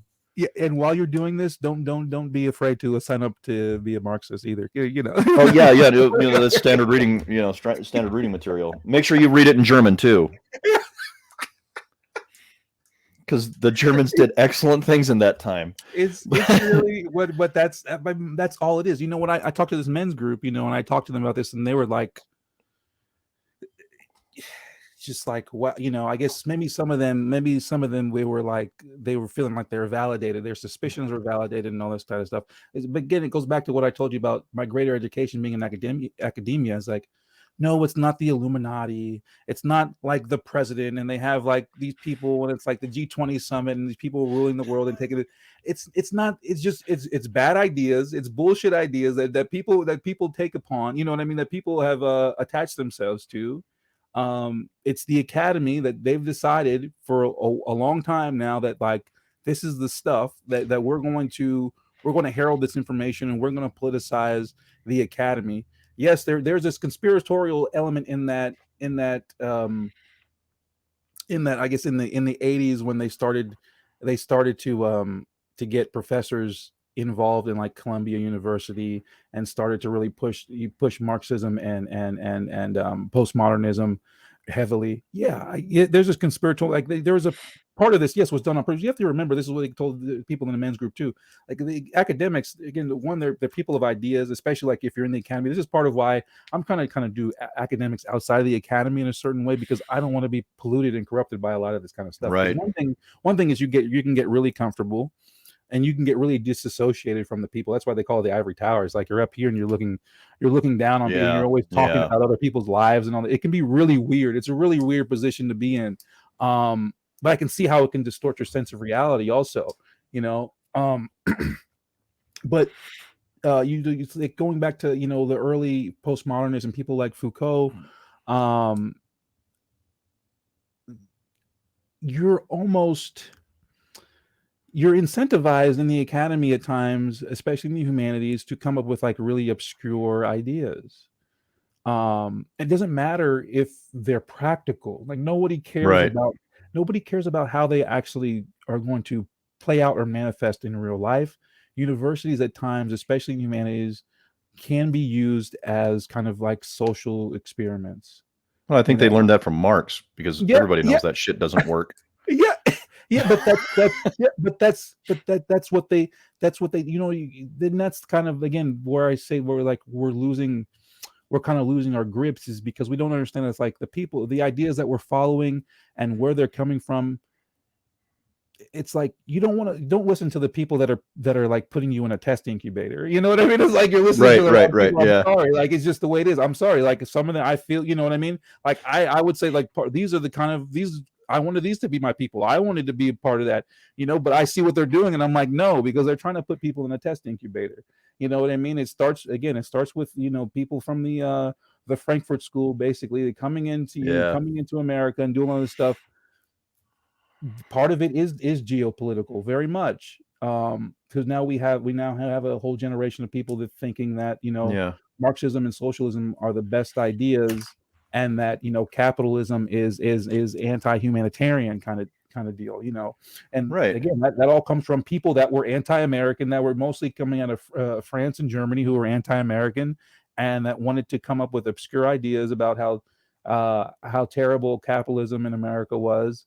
And they're doing the same thing that the Chinese are doing right now with TikTok. Really, is they're attacking the youth. They're attacking the youth, and they're attacking their minds, and they're the warfare today. I think we figured this out during the postmodern era, during the rise of Foucault and the Frankfurt schools. They figured out that the way really to get America, like, you're not going to get them militarily. You're not going to get them. And then they're coming out helping us out and stuff. You can't really do anything, right? It's like, if they're coming out World War I, World War II, and they're helping out the rest of the world, they're doing all this stuff, and you can't do it militarily. The only thing you can do now is you have to attack them internally, but in a way that seems very innocent. Right. and it's something that seems very like it just is not very obvious, and that's Make them feel so guilty they'll help you destroy it. yeah, exactly. Yeah. So, so they go through the education system, and Yeah. these kids, unfortunately, they just they're I mean, kids are impressionable anyway. And I mean, and then on the feminist front, this is what upsets me the most is that, and again, I have firsthand experience with this going to school where I did. It's like they attack the women also. It goes back to that thing about using that Oh weapon. yeah. It's like one of the biggest trepidations they have with like capitalism and like patriarchy is like how they manipulate women and the female body image and all this stuff. But all the feminist professors, they manipulate women the same. They do the same. Right. They all do it. They just do it to each other. They feel like it's better if they do it to each other. I don't know. So that reminds me of it's like, so I'm a lefty. I'm a diehard lefty. I love being a lefty. I love the idea of the liberal vision of the of America, right? But I'm not Me too. that Yeah. kind of a lefty. Yeah. You know what I mean? Like the kind of lefty that you are completely insufferable and you just can't stand being around them. Yeah. But Yeah. a couple of interesting things is there's a lot of hypocrisy that I've noticed circling within that in that boundary of academics is that they'll completely ignore the people that they say that are fighting for too. So they'll say that they're fighting for black lesbians, right? But they'll never mention Audre Lorde. They'll never mention her most famous quote at a lesbian convention where black lesbians were being silenced, and she was like, "Look, if you can't tear down the master's house using the same tools." You know what I mean? And so that brings it around to what is white supremacy. My personal belief is I believe that the belief in race is a white supremacy. It's the belief that there is a hierarchy of superiority, period. Right. Exactly. Right? That goes back to. I'm sorry. I just wanted. No. Go on, man. Yeah, this goes back to what I was saying about like the Illuminati and all that kind of stuff. What really, I Yeah. think, my greater education in school was like you said, it's not this organized thing. Like you said, the idea, even the idea of having this, it's like, oh yeah, there's just 4 people that are controlling the world, or it's just this one guy or this Yeah. first person, and they're controlling and pulling all these strings. It's like you're saying, just like the idea of white supremacy. It's like you have to get over the things aren't that organized. Like you're giving things way too much credit. Like you're giving just like Thomas Sowell says, you talk about the government or whatever, and everybody has experience. Like how much every government institution you come into, that they take really long, they're really inefficient. Like the world isn't that organized to where people are just people have the time and energy and all the efficiency to manipulate you at wit's end. Like it just doesn't happen. Well, how many people would be needed to cover that up?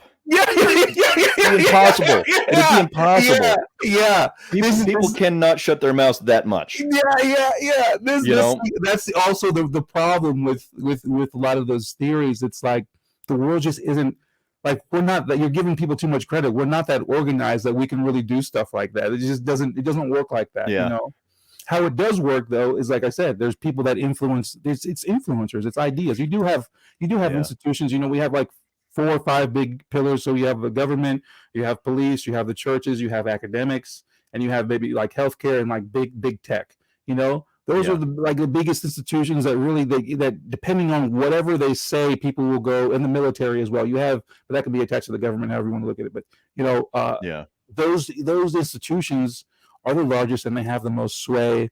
But it's the people like at times, like in our time right now, academics have moved the needle more than anybody aside from big tech. Now big tech is coming in, but a lot of what big tech is doing is kind of, it's been filtered through what those academics are doing. Like they run very much to the left, right?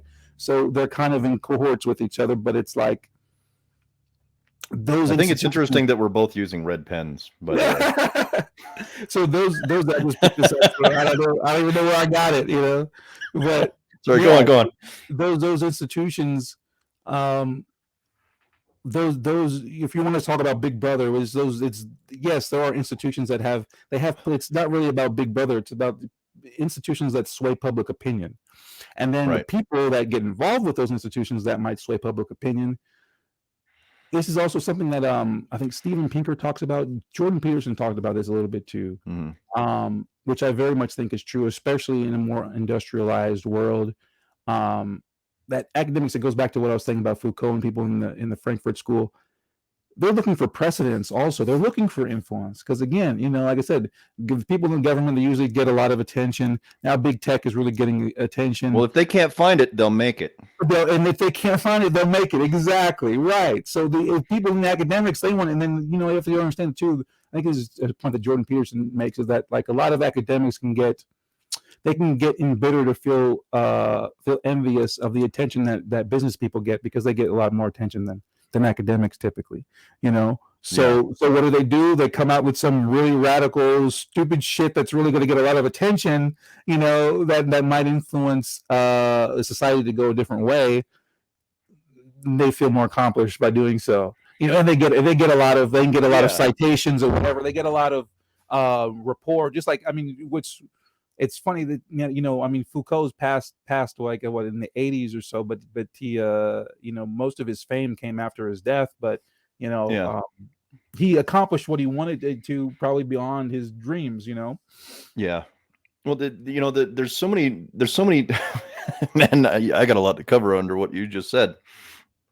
So first of all, I think the interesting thing about what a lot of these race theorists do, first of all, they're race grifters. They're making money off of something that they hope will never end, which is the struggle between black and white. Right.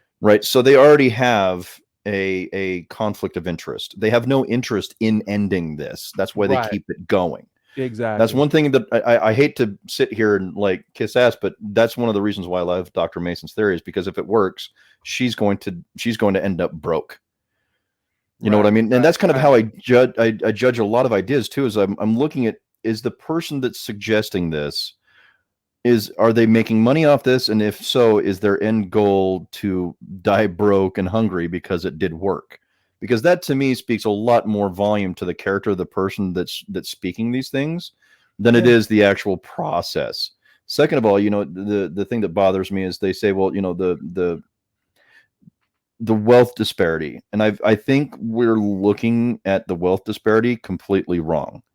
We're looking at the wealth disparity in monetary amount, right? So dollar amounts. But what we're not talking about is the wealth disparity of having a father in the home.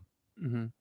You know what I mean? Being able to pass down knowledge and information and teach your kids how credit works. How does a bank account work? How do you buy a car? How do you stay out of jail? How do you become a good person, a member of society who is successful in society, who is capable of functioning within society and not outside of it, right?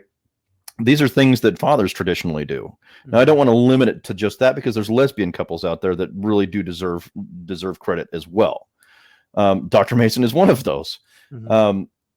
But the whole importance is having a two member family system, a two parent structure, right? And what you find is that if children who come from families where both parents are involved make drastically more money, have greater wealth, greater education, and greater success in their lives than do their counterparts who come from single parent homes.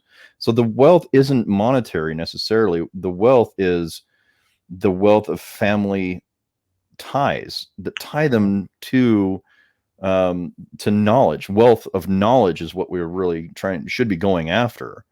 But they attack it in very weird ways, where it's like, well, that's what they're attacking, is a wealth disparity that is an aggregate as well, because they're not taking into account a lot of different things. It's kind of like the gender wage gap, right? If you account for just a very few, very minor adjustments, and Thomas Sowell spoke about this in oh God, I can't remember his book, but he said if you account for women who don't have children, who have never married, they actually end up making more than men. Mm-hmm. So the problem isn't the gender. The problem is it's a child gap. Mm-hmm. You know what I mean? And so I think a lot of these people have self-interests in avoiding those conversations because it threatens it threatens to derail what they're trying to do. And this is really unfortunate. And I'm not saying I'm right, but I'm saying is they're not giving us all of the opportunities to look at all of the data. They're pushing something on us. And if we're smart, we'll be like, you seem really, really confident about this, which makes me not feel very confident about your opinion. Yeah. Yeah. No, I mean, it's just, I mean, in that, where I think we get back to the crux of what kind of human being do you want to be? What kind of society do you want to be? Right. Because nowadays, more than ever, we're content with saying things that aren't true as long as they have political sway or some kind of social influence. Nobody really cares. This is something that I came to the grips of, in the last election cycle. I was like, because I might write an article or something or post something on Facebook or something. Like, I got to the point where, again, for whatever reason, I mean, it's oddly enough, I live in a blue area I live in like a more red area now, but Yeah. the people that know me because of music, they say Florida purple state, but I live in Tampa. Tampa's pretty much a blue area. I play out a lot in Clearwater and Dunedin and places like Yeah. that. So very liberal places. Most of the people that know me and follow me in the music and stuff, they're liberal. They assume that I might be as well. So a lot of the stuff that I say, I noticed that, like, they don't necessarily deny like what I'm saying. They don't necessarily deny like the inconsistencies and the lack of acuity in their arguments. They just don't care because they know that it works. You understand? We're in the business. Right. They're in the business of doing what work. They don't. They understand. They probably understand just as much as what she's saying is like the racelessness and race doesn't really exist. It's not really that important. But when it comes to electric time or it comes to for a stimulus thing or some kind of social welfare Yeah. thing or some agenda to push socialism because we feel like that's going to be a better thing because we want to get more out of the government or more out of those white people or those rich people or whatever, then they're just gonna say what they feel like they have to say to get those adjustments to happen.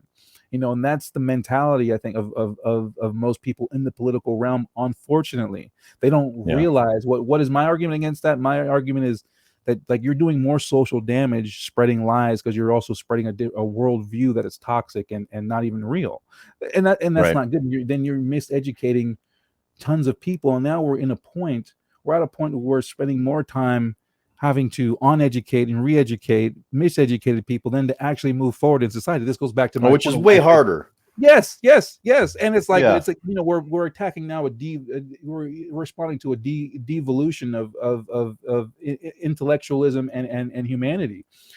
This is part of why I say it's like, well, I'd rather just study physics because it's still going, it's on a continuum. There's certain things, the sciences are basically still on a continuum. Some of them have been touched by a lot of this stuff, but a lot of them haven't, which is good. So it's like, let's keep going with that. The reason why, it's like I tell people all the time is like, well, geez, do you want to be a university professor? Well, what does that mean? It's like I have to explain to people like what a boy is, what a girl is, and like being black and all this stuff. It's not like really like it's Right. like we can't like we're just you'll be in college like I said really arguing about gender, which I guess there's a place for it. I understand, but it's like we're getting a little too far fetched with things and getting so we're getting so at odds with just the natural world that is just like it's just a bunch of people like playing games. Someone's just Right. wasting their time. It's like, why don't you just like life is okay? Like there's so much. Yeah, I understand about changing things, and like being different or whatever. But it's like when you act like everything, like not everything is just arbitrary. Not everything is just can be changed or should be changed. Really, like There's again, no it goes back to you nuance. talking. Right. Yeah. Like let's talk about there's Yeah. always nuance in life. There's always different things. There's nothing. I don't think people argue about that. It's just like it's the extent to which you want to act like everything is obscure and everything, and everything is fluid or everything is like, and that's part of again why I think it comes from again that postmodern kind of idea. I think a lot of what they try to do again, it's not really just the philosophy, but it's like how they try to break down reality. They try to break down things to where Yeah. people really don't really believe in objectivity anymore. They don't believe in standards anymore. Then we Right. don't. Then we don't now. Then we don't believe in any kind of. We don't believe that there's objective values. It's like nothing is better than anything else. So no, that's wrong. You're like, Yeah. I don't know if anybody else on this planet shares my opinion of this, but the problem that I have with postmodernists is a fundamental flaw of understanding that sometimes just because there isn't an answer doesn't mean that the answer that you've got is wrong. Mm-hmm. So what I mean by that is, like, a lot of postmodernists, they'll say, well, what is age? Really, what is age, right? And Foucault was famous for this, or infamous, I should say, Mm-hmm. for trying to overturn the minimum age of consent in France. Yeah. Right? Because he was like, well, age is just a number. Age is just a number. Well, it's like, well, hold on here. Sure, age is just a number, but that age does correlate with other things.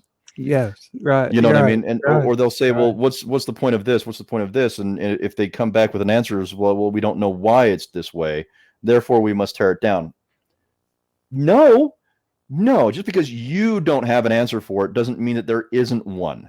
Mm-hmm. You Mm-hmm. just haven't figured it out yet. Right. And what Foucault was missing in that part is, like, there's a reason why we have a minimum age of consent. It's because children can't consent. Yeah. Like, It's that's also a pretty simple concept to understand. It's also worth noting. It's like it's the anti, and this is, another name for postmodern philosophy is also post-structuralism.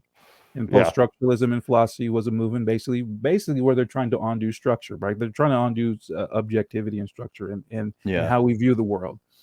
But going on to your point, it's like, there might not be a good reason, or there might not be like a good objective like explanation about a certain structure, but doesn't mean that structure isn't valuable to have. Then that's the thing. It's like, oh, well, you can't. Oh, that just came, like you said. Oh, it's just a construct. It might be a construct, but it's a damn good one because it helps people survive. Right. It works. It works. It helps people. It helps. Right. It helps my neighbor stay on his lawn, and I stay on my lawn, and the police stay over here. They do this, and I do this, and we all act like responsible citizens. That's why the idea is there. That's why the construct is there. Right. Well, the construct was built out of necessity, most likely. Yeah. Right. Yeah. So gender norms are a great one for this, because I'm a huge trans advocate. I really believe that trans people should have the right to live their lives however they choose and however they see fit. Because in that sense, I am very libertarian. I don't care what you do as long as it doesn't violate the rights of others. Mm-hmm, exactly. Right? I really don't care. Mm-hmm. You want to marry a tree and hump and get splinters from it for the rest of your life? I really don't care. I'm just not going to pay the bill. Right. I really don't care. But when it comes down to this, it's like, I think another thing that people don't consider is that sometimes philosophies can be interchangeable, but also that beliefs can be interchangeable. So what I mean by that is, like, you're a Catholic and I was raised Mormon. Well, we have different beliefs, right? Mm-hmm. But that doesn't necessarily mean one of us has to be wrong and one of us has to be right. There are belief systems. Yeah. Right. Yeah. And so when people say, well, when you're more neocons, neoconservatives are saying, well, like, gender is not malleable. It's like, maybe for you it's not. Maybe for others it is. Right. And there's actually a study that was done not too long ago that correlated gender dysphoria with autism. Mm-hmm. And so there's a really good argument there that some people, especially if they're higher up on the autism spectrum, they might not associate with gender the same way that I or you would. Right. So it makes sense that they would go train to seek one that fit them. Mm-hmm. And then on top of that, there was a study that came out. It was opposite molecular structures in men and women with major depressive disorders, which basically stated in there that it's possible that children in utero, if they are in contact with, like, let's say you're female, but you are you're in contact with more testosterone, it will actually masculinize your brain, and vice versa for boys. Mm-hmm. So we've all met the woman in our lives who's way more masculine than any other man that we've ever met, right? Yeah. And vice versa, we've met very effeminate men. Uh-huh. And I think we look way too narrow at what gender is. Sex, to me, is very specific. I have a penis. If I need to have a kid, I need to find someone with a vagina and a womb to be able to do that. But gender, I think, does have some degree of malleability when we're talking about individuals. Yes. Right. Yeah. And so, and let me just address this one thing, because you've said it and I've said it.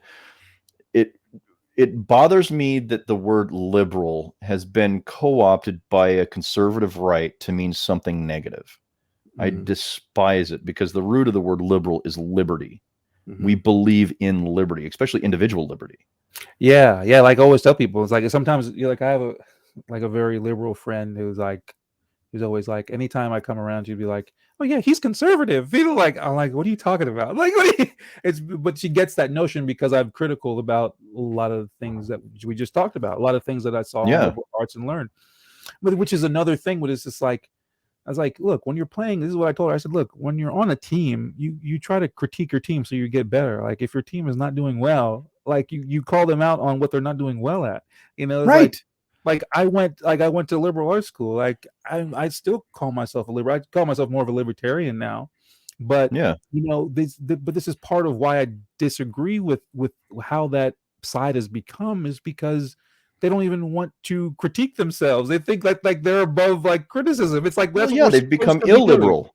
Yes, They become exactly, illiberal. exactly. The most illiberal people I know are people that call themselves liberals. It's like, how? Like you guys don't even want to do anything that's part of your own project, like your own project. It's like, it's just and then like I said, you get this whole you're this whole conservative thing.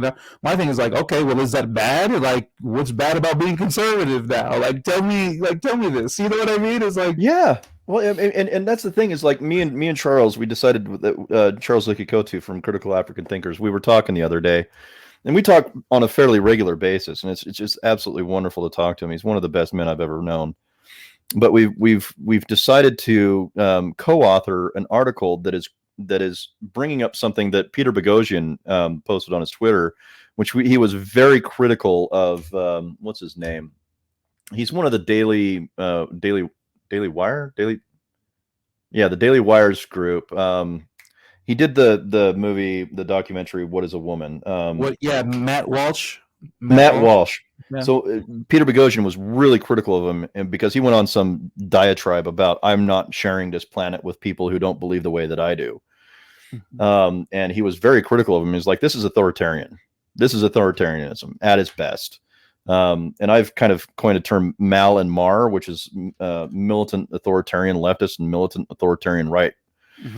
And so we were talking about that, and we decided to co-author an article. And in that article, I've written my part, but he still needs to write his. But in that article, I talk about that very thing where we need to be critical of people. We need to be critical of our own side, maybe even more than the others, because we can't afford to let bad ideas go unchecked. Yeah. We can't allow authoritarianism to go unchecked. And when bad things come out of good people's mouths, we need to be able to tell them. And that's one of the reasons why I'm a free speech absolutist. I really, really am. And as much as I hate that, I have to be an absolutist about it. I really do believe that that's one of the very few things on this planet that we really should be, as an absolutist. Every belief should be critiqued. Well, that's the thing. We need to get back more to some absolute values, and that's the whole problem with a lot of this stuff. Is like you have to see some things as absolute. Going back to like what you're saying about the liberals, like you have to see that you have to be able to critique yourselves. That should be an absolute principle of your party. It shouldn't just be right. Oh, we're only absolute about our ideology. Like, no, that's not good. It's not good. That's the whole problem we get with this postmodern, this kind of new way of thinking that any kind of objective standard, any kind of absolute or objective standard is bad to have just because it's absolute. Like everything has to be fluid. It's like, no, but they don't apply that to race. That's right. Well, they don't apply to anything that's not convenient for them at the time. Right. They're not going to apply to anything that's convenient at the time, but it's just like, right. Everything is a social construct except for the thing that I'm making money off of. Yeah. But as you're going back to, I want to carry on this point because you brought some. Sorry. Made me think. We talk about getting where we get our information from and how we get our information, because I talked to my cousin about this. My cousin went to the Navy early on, like after high school. He's really interested all the time. He wants to talk about the academia. He wants to know more about it. And I was telling him, I told him, it's, one of the biggest problems that we have, um, one of them is the race thing that I talked about, how we get our information from the people that were, that didn't, coalesce with other cultures and stuff. I think that those are the people that tend to write most of these books and all that. I think that's one of the biggest problems. The next problem is that, going back to, I think, something you just alluded to, is that we've learned now, in the 20th century, we've learned that, and this is very much in the pedagogy now in the academy and the methodology that I woefully disagree with, is that we've learned to now get what we think is objective information from the people that oppose the thing that we want to study, rather than going to the source of that information or that subject. Right. You see what I mean? So, for instance, like if someone's talking about the Catholic Church, they're not going to go talk to a priest. They're not going to look up an encyclical from the Vatican. They're not going to do that. They're going to go to somebody who doesn't believe in Catholicism, yeah. who doesn't believe in it, and say, oh yeah, they told the truth. And right. They don't understand that person that disagrees could be biased. They only think the people that can be biased are the people that are representing it. But it's like, right. No, the people that could be biased are also the people that say they hate those people, right? Which wouldn't you understand, as you being the one that's so anti-racist? Why would you see what it doesn't make any sense? You're the one that always talks about how you're speaking against those that hate each other, but you only get information from people that hate. Right, and you should be doing both. You should be asking both of the parties. Yes. A lot of times people ask me, it's like, how'd you end up here? How'd you go there? And what'd you go there? Just like when I talked about, this church I used to play at. One of the reasons why I left was I started noticing that a lot of people there wouldn't do for me what I did for them. What I mean by that is, again, like I told you, I'm Catholic. But like I said, I raised Catholic. I'm not like practicing. I don't go to church, and all this kind of stuff. Not that I devalue it. It's just like, I mean, for me, don't worry, I won't try to convert you to atheism. I'm not that kind of atheist. most of how I get my kick with all that stuff is kind of studying now, literature really. But what I noticed is, like I said, I came up Catholic, but when I sought out to go out and play at churches, I went to a Baptist church one time, and I ended up at a Methodist church. What I noticed about those people is, like, anytime I say something about Catholic or I went to Catholic, it's just like, I'm like, oh, have you ever been to Catholic? They're like, oh no. I'm like, you see what I mean? So I think, and this was a very progressive church. It always goes back. It's very like they were trying to, there were people there, that were on board for, the whole LGBT becoming being able to marry in the church and all this kind of stuff, and having the female pastor. Very progressive church I was at. And then you ask, oh, have you ever been to a Catholic? Oh no, we don't go to Catholic. Oh, we don't. Oh man, oh man, whoa. And it's like, I thought, what happened to the ecumenical? What happened to being ecumenical? What happened to the diversity? What happened to all your bullshit ideas that you said you believed in? You know what I mean? Nobody. So I always see this time and time again. It's like, you people, they talk a good game about this.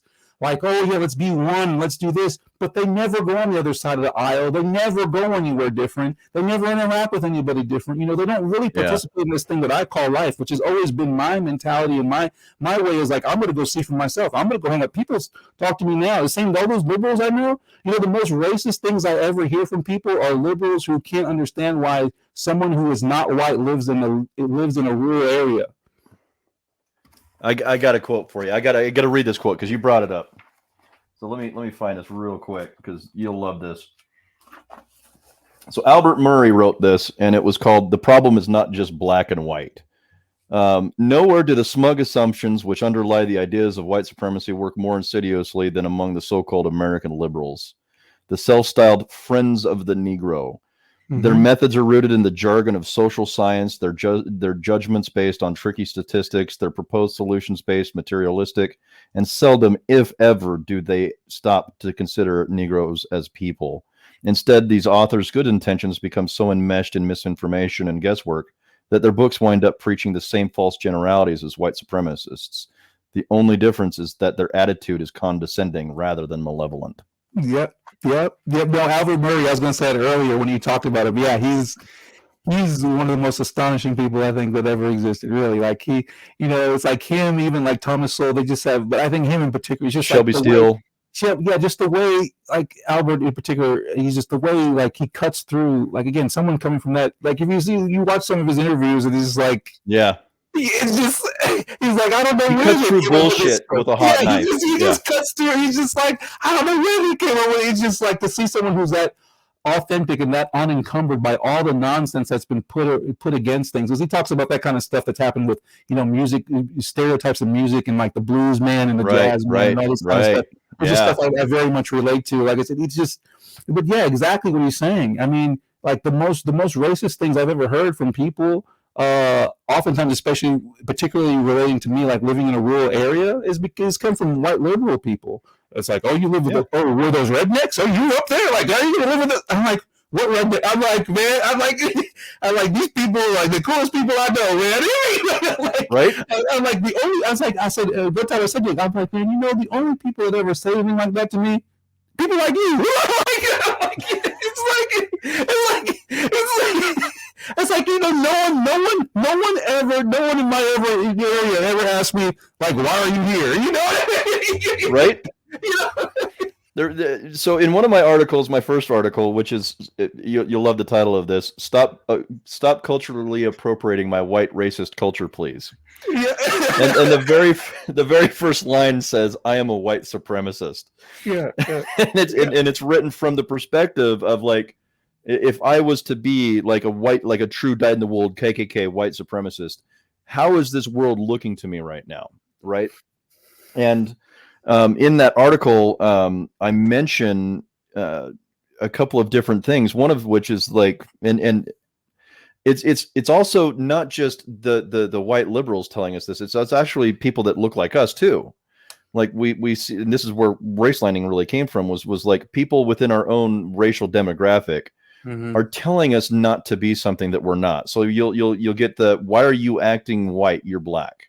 Yeah. Or why are you acting like you're black? You're a white kid from the suburbs. Or if you're Dominican Republican, like Angel Eduardo, he was like his all of his friends were criticizing because he wasn't Dominican enough, right? It's everybody else is telling us who we're supposed to be, when really that's really kind of up to us, isn't it?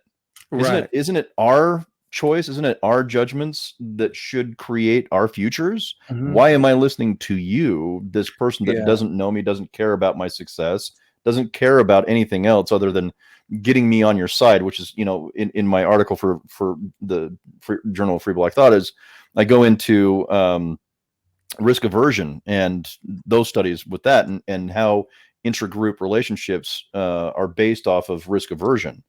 Right. We don't want to lose you as a member of our group because that's going to diminish our numbers. So we want to keep you in close. Right. So we're going to criticize you the second you step out of line. I'm going to criticize you. I'm going to pull that race card. I'm going to pull you back in. Yeah. Right. Yeah. So it's not just like white liberals, which I'll agree they're the worst. Yeah. But it's like the people are like, oh, I'm so pissed off that I was born white. It's like, good Lord, man, what's wrong with you? That's really, I think that's probably really where I started to really question things. Like I said, when I started seeing gross. The white guilt, like when I was up north, that I started to see that stuff was weird. Especially, it was mostly among women. You know what it really was? It was because these are like high level universities, very expensive places. Most of the kids going there were they had wealthy parents, usually, like you were saying, wealthy fathers, and those women were actively influenced by their female professors to hate their fathers for being white and rich. Yeah. They would come to class. I remember I even had one of my roommates one day come home and say, like, I don't know how I feel about my dad anymore after coming from class. Like, that's what the hell? Yes, man. Yes.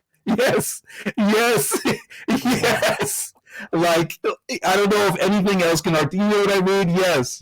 Like, that really. You mean the man that worked his ass off for his entire life to feed you, to put a roof over your head, to teach you everything that you needed to know? Well, just the fact that you say something like that coming home after you went to school, like, what the You went to school. Yeah. What the hell does that have to do with your family and how you Right. feel Yeah, he about sent them? you to school. Like what?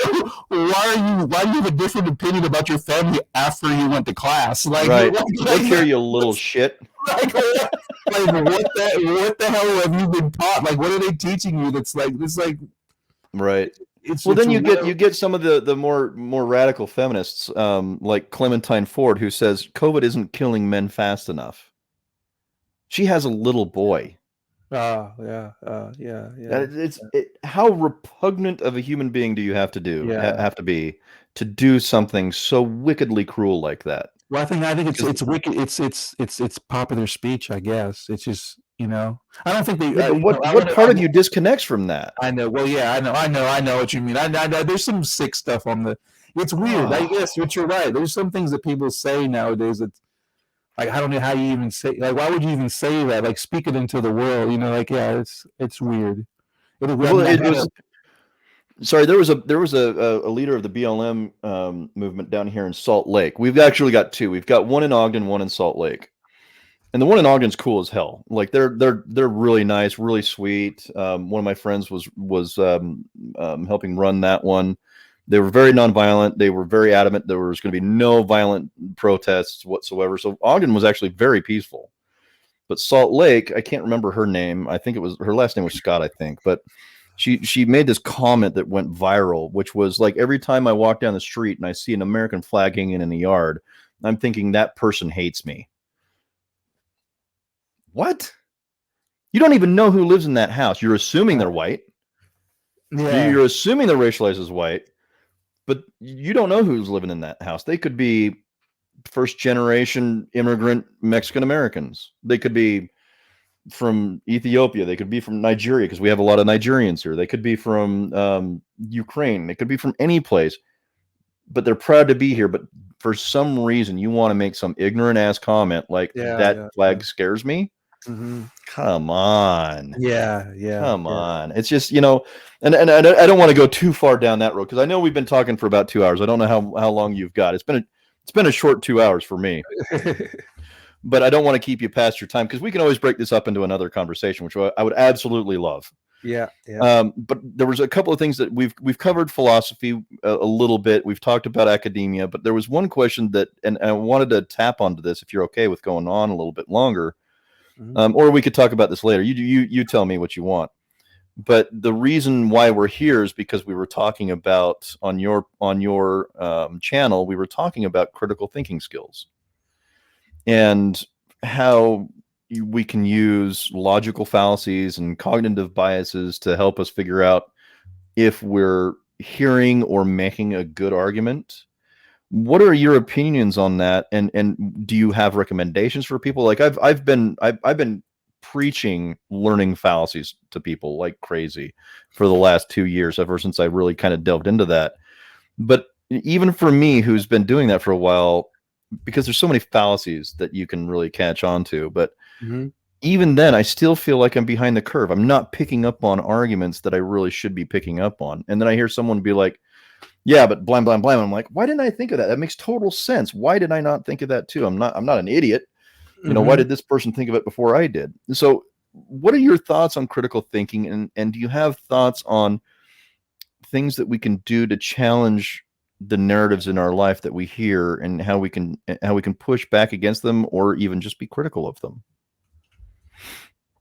Yeah, well, I think really the I always say this, the 15 or 16 logical fallacies they're most cited are probably the best place to start, and then you can go from there.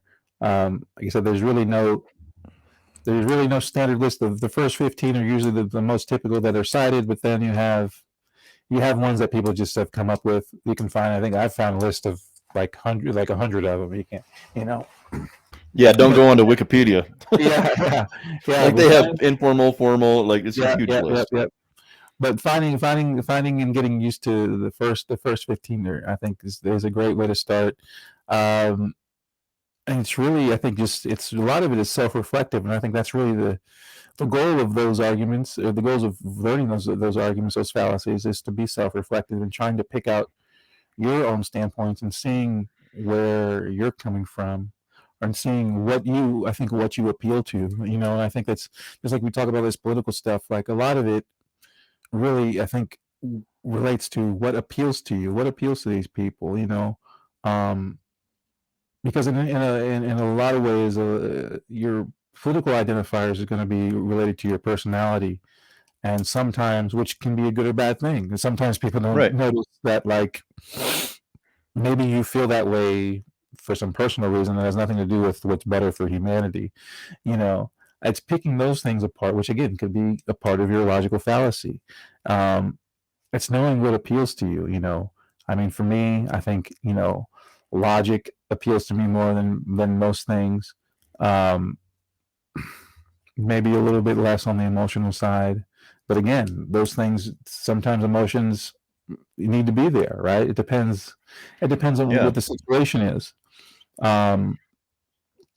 I would say, as far as our national conversation, where are we lacking when it comes to the logical fallacies? I would say it's the self-reflective. It's not being able to dissect our own fallacies or our own thinking, and not understanding why these things appeal to us, especially past social contagion, which I think Right. is very strong right now. It's just, Oh, massively, especially with social media.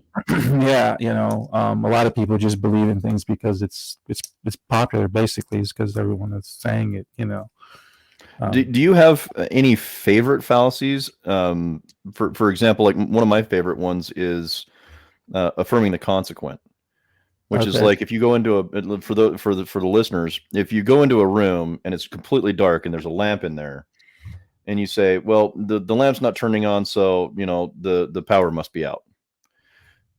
When in reality, there could be a number of different reasons. Like maybe the lamp isn't plugged in. Maybe the lamp has a short in the wiring somewhere. Maybe the bulb is burnt out, right? Uh-huh. But naturally, just assuming that it's because the power doesn't work, that's not always going to be the correct answer. So we kind of need to dig a little bit further into it.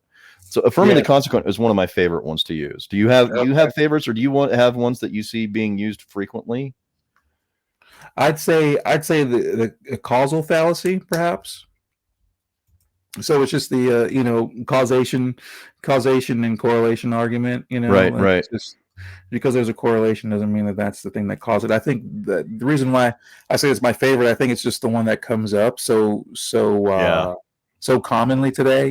Because which I think I guess because of political rhetoric. It's like, because you can draw a correlation between something, people think, well, that's what caused it, or that's the thing that needs to be scrutinized. Right. Because you can make a correlation between who eats popcorn and who's died in shipwrecks. Yeah. Right. You can make a correlation between anything, but yes. Yeah, and I've actually made that mistake during this conversation when I was talking about parenting and fathers in the home. I was making I was assuming a causation between a correlation. Mm-hmm. So I wasn't clear in my speech. I was not trying to do that, but that's what I did. And that's why I think learning your fallacies is so important, is because then you can turn around and be like, yo, dude, like you said this, but like, is that what you meant? And just investigating people's ideas, which I think is a whole different topic of conversation. I think people should be open to having their ideas criticized. Yeah. But I think one of the most common ones for me was definitely straw manning. Straw manning is a stupid common one, and an appeal to emotion. Those are like the two I see the most. Yeah. And I would say too, I think I talked about this on my channel. Like I said, it's different from the historicism argument, but it plays a part in that one. I think of the historic one as well. Now, can you explain that one again, just for our viewers? So the fallacy of historicism, as I would coin it, there's one that Dewey has too, which is a little bit different. As I would talk about it, it's where it's really just when someone makes a linear argument that believes that just because A happened, that B should follow. Oh yeah, right. So kind of like a modified, like what is it? Post hoc ergo propter hoc, right? Yeah, you could say that. Yeah, where it's like, because X, like I said, because X, Y, or Z happens, you think, oh well, this is supposed to be the result. Or I think people do this oftentimes in relationships, or whatever life circumstances they feel like should have an outcome, or they actually use this a lot, really, even in the rhetoric when it comes to like reparations or social justice. That happens a lot. That kind of, that whole argument is based on that kind of historicism argument. It's like, oh, this happened, Right. X person perpetrated, Y person, with this time period in time. So this is why now this happened later on. Obviously this should be the response later on in history because this happened. And it's like, not my point in that video was that oftentimes life is irresolute. And you just have to be comfortable with that. That doesn't mean you shouldn't fight for what's right, or you shouldn't fight for what's yours, or you shouldn't take a stand, or you shouldn't look for reciprocity. Right. But the issue with using that kind of idea, that kind of linear way of thinking, is that things are oftentimes irresolute, and not in a negative way. Sometimes things are irresolute because they're better left where they were at, and to actually move forward. You understand? I mean, the easiest example always comes to me is just Vietnam, for whatever reason. That's always the easy example for me, because I feel like it's relatable to people. People understand that. It's like, oh yeah, we're fighting a meaningless war. What do? We drop it. It's the resolution. The resolution is basically to have no resolution. It's not, the resolution is you get out, you stop. It's like, it happens. Yeah. It happens, I think, more often than people give credit to. I don't think, you talk about like, wow, could we be more aware? I think it's to, how can we look at our fallacies and understand ourselves? I think it's really to look at these things, look at yourselves, and be more self-reflective, and see how often do these things kind of occur. Like, look at your life now and think about how many things are actually irresolute that I have to deal with on a daily basis. Happens all the time. It happens all the time. Like, people think, I think it goes back to people think, part of this whole political thing, people think they can control everything. And like, most things are out of our control. Like, a lot of things are irresolute. Like, that's a part of the problem I have with this whole thing. It's like, you're not going to control every outcome of everything. You just, that's the whole problem with the inequality argument. It's like, you can't control every outcome of everything. There's no way to guarantee outcomes. There's just no way. Yes. And I like I talked about in that video, part of what inspired that fallacy was, I had my div, what they call a div 3, was basically my senior thesis. One of my members, one of my professors that was a member on my senior thesis was a historian, and I eventually changed and got a psychologist, actually, which worked out better. But nice. it was what was hard. So I had a philosopher and a psychologist. What was hard is I had a philosopher and a historian at first.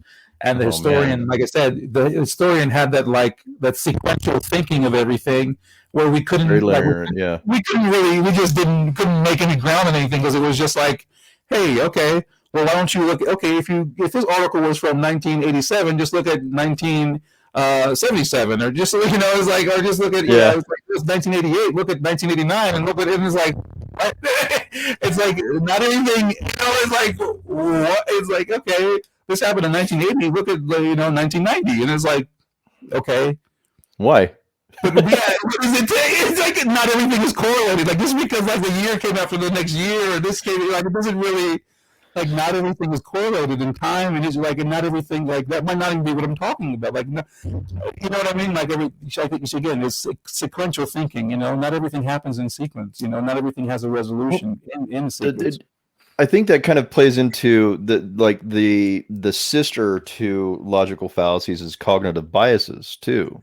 So you have one of my favorite ones is presentism, is judging what people did in the past according to the moral standards that we have today. Yeah. Not realizing that morals and ethics are something that are built up over time as we get better and better ideas of what those are. Right. So they'll say, well, Thomas Jefferson should have known that slavery was bad, right? Sure. I mean, you could probably make that argument. I think he did know that, right? But what was the morality of the day? What was the ethics of the day? Well, that was the ethics of the day. Slavery was normal for him. And slavery was normal for the children that he raised, right? So these are things that we criticize them for according to today's ethics, right? Also, let's put another example. children were married off at extremely young ages 500 years ago. Extremely young ages. We're talking like 13, 14 years old. Today, you'd be in prison for that. Right? But to say that, they were doing something wrong according to our morality, I don't think necessarily jives, because there's a lot of things going on there. For one, the life expectancy of children was shit. You know what I mean? And the whole point of most of humanity was to procreate. So as soon as the children could procreate, there you go, you're getting married off. Now, today we would never advocate that. We wouldn't want that. We deny its right to be able to have that. But I can see the point in it. It's like you want to have the kids marry.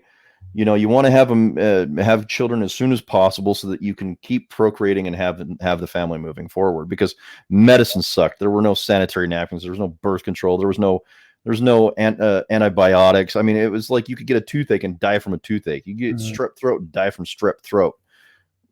We don't have those issues anymore. So obviously, we don't need to push our kids through to having children at 14 years old, right? But this is something that we learned as we grew up as a species.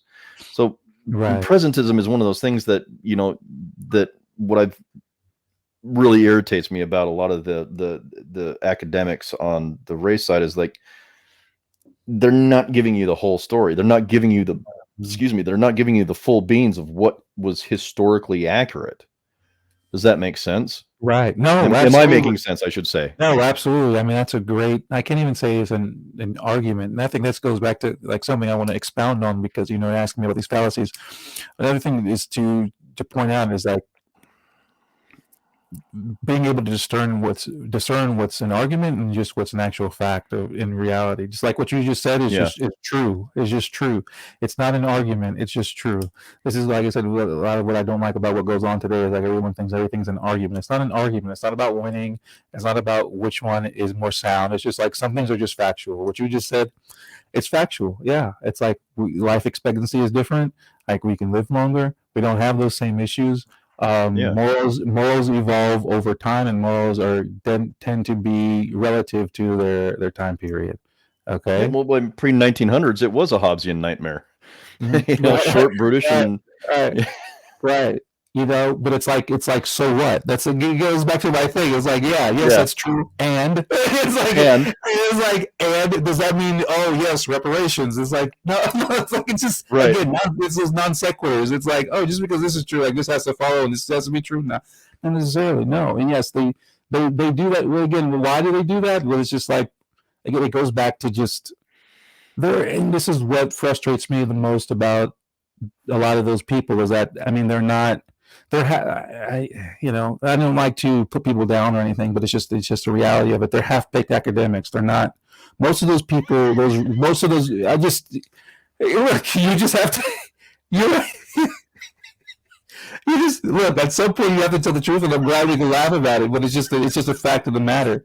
This is what spawned, motivated me to do what I'm doing and to continue it is because. Like people don't understand, like a lot of those guys, and Glenn Lowry and John McWhorter, they talk about it all the time. They know, because those are serious guys. Like, those are, Glenn is, a rock star. And so is John in their respective rights. But it's just I love John. A lot of people don't like John. I love John. They're serious. They're serious. They're real academics. They're serious academics. They're really true to their discipline. When I say that, they're very true to their discipline. And to the tradition of academia, a lot of those race writers, like I said, what's the problem? It goes back to what I said. They start with the conclusion. They're not doing actual science. They start with the conclusion, and all their life works goes to proving that conclusion that they already had. Right. The first day that they went to the university, because they knew that they were going to do that. You know what I'm saying? It's like a careerist kind of thing. They're doing that already. They go there with a presumption or with an idea or this idea that they're going to further this thing because they're part of like what you call that, like Common Soul talks about that race industry. That's what they want to be a part of. They go do that stuff because they want to be a part of the race industry. They don't go there because they want to get good at a discipline. Glenn Lowry wanted to study economics and got really good at studying economics. He was really good. He had a good knack for mathematics. It clicked for him. That's what he did. It's the academics I respect are the ones that can admit they were wrong. Yeah, and that comes Glenn's from done that numerous times. So is Soul. Yeah. And I think where it comes from an honest place and where they don't have an agenda. But those people that are the race riders, the people that go into academia, that want to go into the race industry, they have an agenda. They have they're more of they're like a political pundit kind of person. They're not really, like I said, they're not really academics. It's like I said, they're really when I say that, it was like, what do you mean by that? Well, it's like they're missing, like I said, they're missing logic, they're missing history, a lot of history, and they're missing out on a lot of philosophical thought. And like misinterpreting history oftentimes. Yeah. And any good academic has to have a good basis in history and has to respect, like you're saying, respect it, not misuse it. Good background in logic, respect it and not misuse it, and good background in philosophy, respect it and not misuse it. And that's what all of them. It's not that they don't even engage with that stuff. It's like most of them really didn't even touch it, weren't even taught it, because, like I said, at that level, when you're going in to play that kind of game, most of them just skip right over that, and they just go into they go into Emmett Till and whatever else, or whatever, they go into the rhetoric and all the stuff that will push them into their field that's going to make the arguments for, reparations. I mean, when I was in school, I had, the black professors, they would come to, oh, what's your name? Okay. Oh, I just wanted to meet you because you're black. It's like, that's not racist. Okay. I swear to you. Yes, absolutely. You have black professors, like the head of the Black Studies department would come and shake my hand. Hey, yeah, I just wanted to meet you because you're black. Okay. Never talk to me again.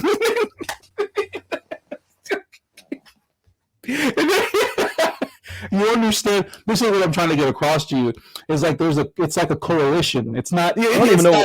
You understand? It's like a coalition. It's not like people like just going to study and they want to get good at something. It's like a membership. You know what I mean? It's like a club. It's like you're becoming a part of something. And the latter stages of that is becoming like an Abram X Kendi, becoming like a Crenshaw, becoming like a Ta-Nehisi Coates. That's the kind of thing that they do. It's they don't. But you put them in another sector of academia. They didn't know anything about. They just. That's what, I don't say this to degrade, but it pisses me off because it's like those schools did that to them. Like you talk about the people that they don't have opportunity. It's because they had opportunity to actually learn something in college. Yeah. But you took it away from them because you made them learn rhetoric instead to fuel this bullshit because you want them to be a political pawn in your little thing. Right.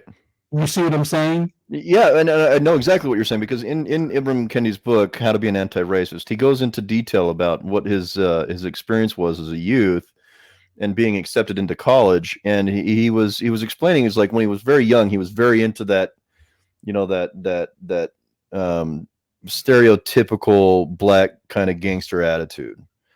And then he was like, as soon as I got into school and I was going for colleges, and it kept I kept failing, but finally I got accepted to one. He was like, well, then I changed my ways. I changed into something that was neutral, and then I changed into what I am today. I changed into Ibram at that point. Mm-hmm. And I just wanted to shake the book. And I mentioned this in my I think I mentioned this in my podcast with Ogiamamu and Charles on my channel, the problematic logic and language of Ibram X Kendi. I think I mentioned this exact thing, is like he unracialized himself and then re-racialized himself according to what he thought black meant to him at that point. Yes. And at no point in time did he ever stop and think, why? Why am I racializing myself to this perception of what other peoples expect me to look like and act like? Why didn't he say, I am just Ibram? Right. But it's that rhetoric that you're talking about. Is like he was pushed in that direction. Mm-hmm. At some point, he made the decision to be that way. Yeah, and they just get modeled into a different kind of character. Like I said, whether their whole thing is different. Like I said, they have a different affect. Like like I said, Dyson is different from Cornell, and Cornell is different from Abram. But they're all preaching the same kind of thing. they all got pumped up with that same kind of Yeah. juice, and then they just, however their personality reflects it, they reflect it. But I would say what's different about what Cornell, which I appreciate about him, is he does have an adherence, but he's more old school too. That's the thing. It's because he went to Harvard and these schools when they were less politicized. So he actually he has a great appreciation and knowledge of the classics. Yeah. And I don't think that'll ever die with him. And that's one of the reasons why I like and respect him a lot. But going forward, they got rid of the classical education when it came to those people, and like I said, they don't have any. And this is why I think why it's so threatening. It can be so threatening and so volatile, is because it's different when, I don't know, you're young and you have a bad idea and you can change your mind or something. When you're like 34, 40, the only thing you've been educated in is rhetoric, and you have a career built upon it, and everybody knows you for rhetoric, and it's working, and you're making a lot of money from rhetoric. You're never going to change. You're never going to change your rhetoric. You're never going to learn anything, and you're misguiding people. And that happens a lot. Got to keep the lights on. Yeah, and that happens a lot too with a lot of the Marxist professors too. Like Richard Wolff is one of them. He's like the wealthiest Marxist, I swear. Yeah. All I get from that guy, and like I said, it's not to rag on people. It's just you can just see it.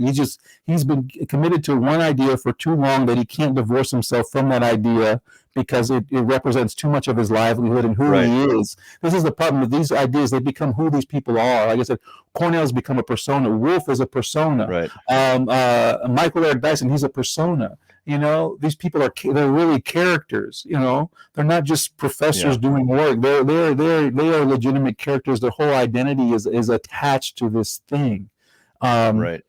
That isn't very good. That's probably never going to come to fruition, and is not as solid of an idea as they think it is. But they're rhetoricians, and they feel like, hey, I guess it's worth just keep saying because it sounds good. I get the whole moral thing. It sounds good to say a lot of things that sound like morally righteous, but at the end of the day, when moral righteousness doesn't correlate to any objective metrics of reality or economics, then it doesn't really matter that much. And that's always been my criticism, really, with Cornell and Richard Wolff, is that's just what happens. It's he'll talk about, Cornell will talk about economic disparities and stuff all day, and inequality, but then when you pull up them, and it's not just him. This is something I always recognize in the academy. We always talk about theory when it came to economics, but they never talked about theory or race. Theory and economics and race, they always talk about theory, but they never talk about numbers. When you get to the numbers, and people say, well, you're reading these conservative guys. I say, well, these conservative guys, the Glenn Lowry, the Thomas Sowell, they're not really self-described conservatives. People call them conservatives. They tend to be more, they started out just like I did, liberals, or they became more libertarian, but they're not really conservatives. That's what other people call them. But anyway, they're the ones that actually tend to, what the difference actually is, what's his name? I'm blanking on his name. Roland Fryer. Same kind of deal. What do they use? They don't use theories. They use numbers. Anytime you go to an economist, doesn't matter if they're black, doesn't matter if they're white. You go to them, you look at the numbers, and it's like, oh, these numbers don't reflect like an oppressed world that you're talking about. There aren't any economic economists who are left leaning. I can't really not like that. Not that are in the hard numbers, economists. Yeah, there aren't any. I don't think. I think Pickney is the only one, but they tend to he's theoretical, but he might be the only one. But there's very few, if not any. Because I guess it might be, I think it's a couple of reasons, because when the liberal side just tends to spend most of its time in the theoretical. I also think the theoretical is easier to manipulate people, and it's easier to, it's also cheaper. It's also cheaper to produce. Yeah. And it's easier just to make a political product out of the theoretical. Yeah. Like I said, the numbers don't really do that much for you, I suppose. It's different. Just like Thomas Sowell, he's getting a lot of recognition now, but like, what does he get by telling? He's been telling the truth for a long time. I mean, it's good that Stanford gave him a place to do that, but Right. that's basically that's all that's really has gotten him. You know what I mean? Like you don't really get that much from just telling the basic truth of things. And that goes back to what I'm saying is it's unfortunate. It's unfortunate about our country and the political landscape. And because I don't look at this, it's not just it's politics. I don't really care about politics. I really care about sociality. It's like people. It's unfortunate that people communicate like this now to where the content of what you're saying is less important. It's just a fact of like you saying it or the performative aspect or how emotionally enthralling it is, or how subversive it is. A lot of people just they can tag onto this stuff because of subversion. It has nothing to do with reality. You tell anybody the truth, like because I was talking about elections when I realized like a lot of the Democratic liberal people that I know didn't respond to things because they knew what I was saying was true, but they don't care about the truth. They like to hear the rhetoric because the rhetoric was what it's inspiring. It's more fun, yeah. It's more like people. It sounds so crazy and simple. Reality sucks. Yeah. But it's just people. It's really weird. I think it's really weird. I think it's really unfortunate. But people rather use the political landscape. They rather use the public sphere for fun more than for anything that's actually true. Right. Like just for sources of entertainment that might give them a leg up in the competition. Because it's also like a very competitive aspect of it. Politics is becoming, it's more like sports now. Yeah. That's why when they say this, it's like, are you speaking against our team? How could you speak against our team? I thought you were one of us. How could you speak against our team? You can't be I thought you were on our team. That you're off the team now. Yeah, you're off the team now. That's how it's viewed more than anything. How do they say it? You've had your black card revoked. Yeah, you have your black card, or that's like saying you're off the team. Yeah, or it's like you're from a certain, like you said, it's class. A lot of it's class warfare too. So it's like you're part of a certain class. Like, why don't you want rich people to pay more in taxes? You're not rich. Like, it's just. A lot of it is that it's never anything that has to do with anything deeper. Unfortunately, Well, this is something that I've gone through quite a bit with Charles and Dr. Mason and even at Akpala is, it's almost like you can only be black if you're from America, from certain neighborhoods in a certain income bracket. If you're outside of that, they don't take you seriously. Yeah. You know what I mean? And this is something that a lot of people do. It's because it's like, okay, are people in Africa, would you consider them black? Most people would be like, yeah, but then you start asking them questions. Well, yeah, but they didn't suffer the same history as we did, right? And they're like, no. Right. And then you keep asking these questions and eventually they come to the conclusion that they aren't as black as they are. Right. Yeah. And this has to be addressed in culture somewhere. Where it's like, look, you can't say that you're not black enough because you didn't come from my neighborhood. That does not ring true. That does not ring consistent with what I would consider reason and logic. Right. Well, so it tends to fall apart very, very quickly. But again, like I said, it goes back to just it's political tools, Having people just like this, people like myself, people like my brothers, people that have our history in which like they say, people that come from Caribbean families and all that stuff, they tend to outpace the African Americans. Okay, but nobody, that doesn't fit the narrative, right? Yeah, that doesn't fit the narrative. You know what I mean? Asian Americans are like double the income that white Americans are. Right. So, but that doesn't. What sucks? I tell you about that. What sucks about that is like. What sucks is white supremacy is not paying off for me, dude. Yeah.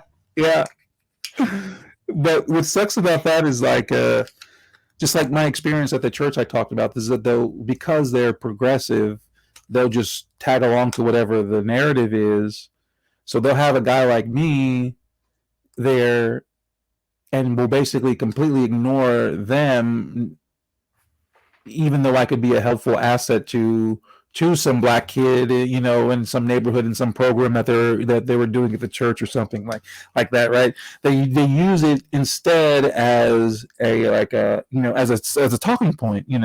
It's really PR. You see what I'm saying? Most of the stuff that has to do with race, it really has to do with public relations. It has nothing to do with people. You know what I'm saying? Are you meaning like it's kind of like if I was to say, yeah, our church is better because we have more black people in it? Yes, yeah. Well, we have more black people, or because we have such and such community down the street, and we give them so many odd dollars, or we send food over there or whatever. But it's like, why don't you just have like some of the black people that like work at this place, like interact with those kids, or set up some kind of program, like have some continuity. Like why isn't there like a there could be a Bible study, there could be some kind of program, there could be anything. Do anything to kind of like bring people together and use the people.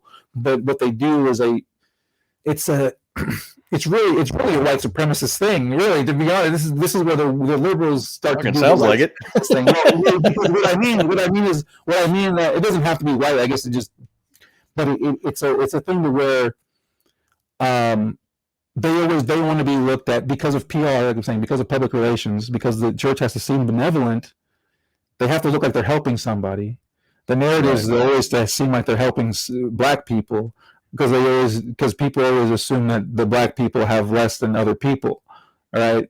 But instead of, and this has been Thomas Sowell's point too as well, instead of trying to get those black people to have just as much as them, you understand, and getting people that are black, because the argument goes, well, okay, you can't relate to them as much.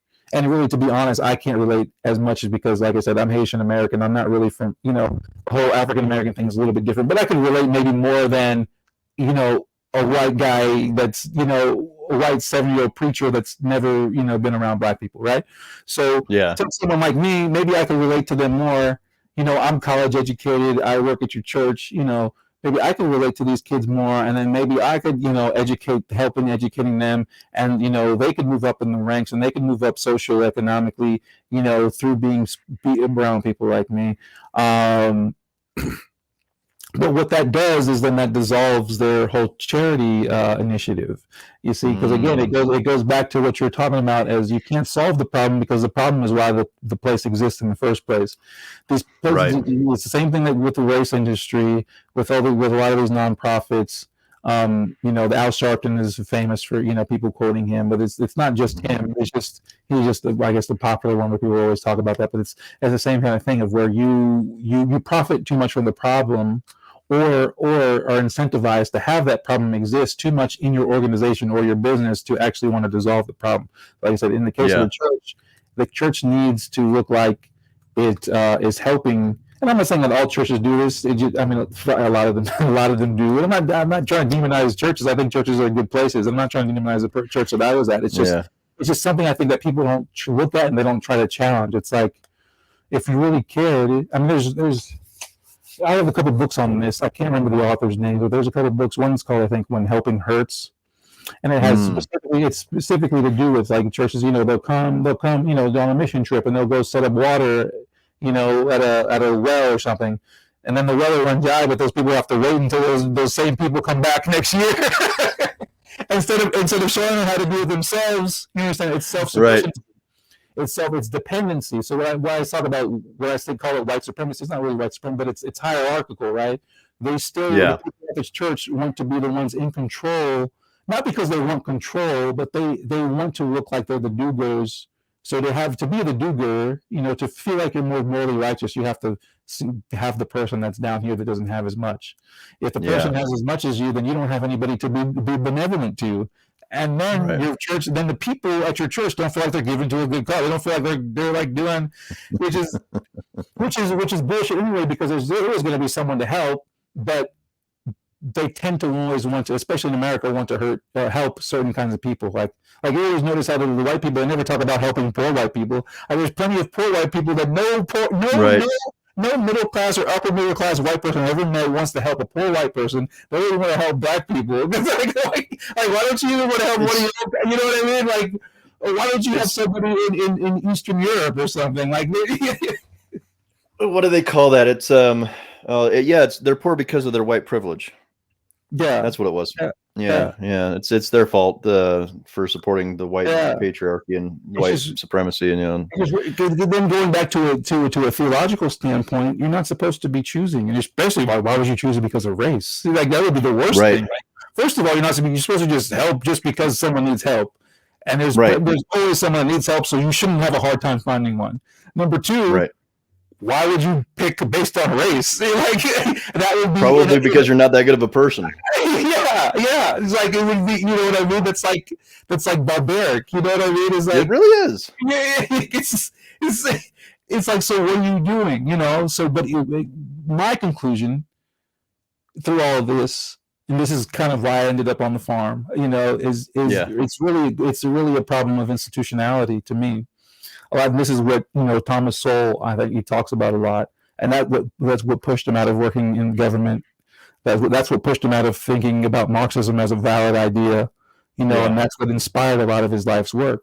And I've come to find that to be the truth too. It's like, again, it's not that people are bad. It's not a bunch of bad people. It's not the Illuminati. It's not these organizations that are trying to rule the world. A lot of it is institutions. When you have institutions have their own incentives to do certain things that don't really work out for the benefit of the greater society or the people that they're supposed to be helping.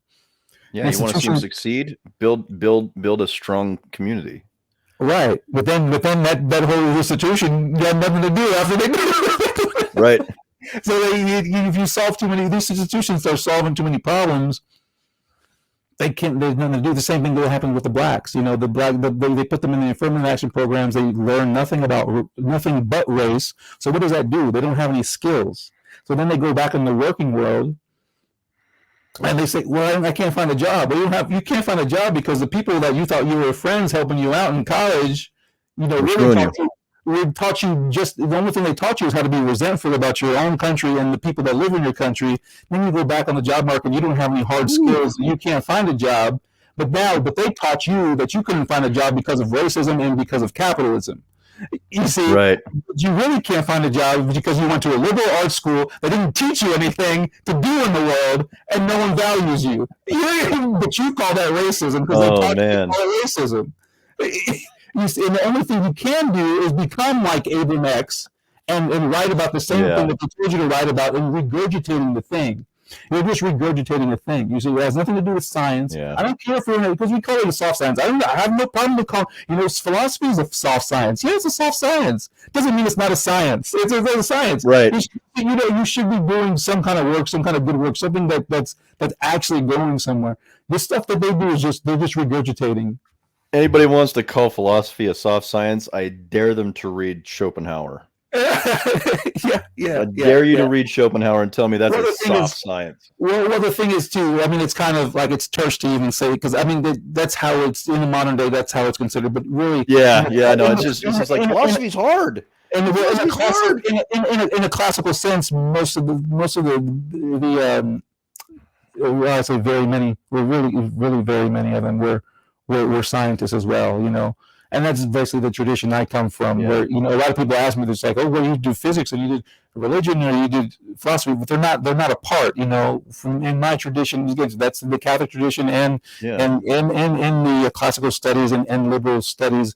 Going back to Greco-Roman culture, like you were a physicist and you were a scientist and you were, you're a theologian and you were a philosopher. They're not apart from each other, So they're. Well, if you look back at history, look at how many philosophers were mathematicians and philosophers. Right. Exactly. What I'm saying. Exactly. I think Schopenhauer was a mathematician too. Yep. Michael Polanyi was a mathematician. I want to say Bertrand Russell was too, but I should probably not say that. Yes, I believe so. Yeah, I believe so. Yeah. Yep. Yeah, there was many of them. I mean, like I said, probably more than not, to be honest. Especially as you go back. I mean, as you get more into modern times, it dissolves. But especially in the beginnings of philosophy, you have, because which makes sense because it's like, because that's all you had. Like it wasn't, it wasn't everything wasn't. it wasn't institutionalized. It goes back to still goes back to the reason why that stuff is because it gets parceled out because of institutions. Before they were just doing science, and because when you're doing science, you had to think about human behavior, you had to philosophize about the world, and you had to think about God because no one knew, like no one knew, we weren't.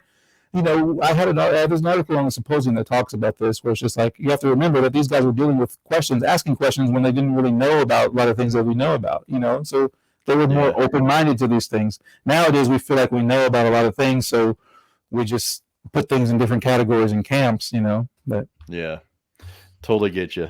Well, thanks, dude, for coming on. I really appreciate you being here. It's been an absolute blast. It's been like the quickest 2 3/4 of an hour that I've ever had. I had an absolute blast, and I would like to invite you back if you'd ever like to come back. Would love to get your opinion on more things, because I think you're a really awesome guy, down to earth, and you know what you're talking about, and you are humble but also very knowledgeable, and those are the kind of people I want to have more communication with. And so if you're down for it, I would love to have another show with you sometime. Absolutely. You're calling it at a pretty good time, because I do have to get back out there and tend to the animals and all that. But yeah, it's been great. It's definitely been a short time, and do it as often as you want to do it. Like I said, I'm always up for some intellectual engagement. I think really, send me some topics, some things that you want to talk about, and we can get to talking about things. Absolutely. Maybe even a shorter format. Just keep things rolling. That'd be dope. So I'm going to end the recording. Just hang on for a sec. I wanted to talk to you after we're done. But everybody, thank you for clicking on us and watching the video. Please, by all means, please go check out Edwin's channel at the Symposium. It's a phenomenal channel. Definitely make sure you hit the click and subscribe on both his channel and my channel. And like he said earlier, definitely engage in conversation. He answered every single one of my comments, and I'll try to do my best to answer every single one of yours. But the way this works is we all come together and we have a community of communication. That's what makes all this happen. So thanks everybody for coming, and don't forget to subscribe, click, and comment below. So yeah.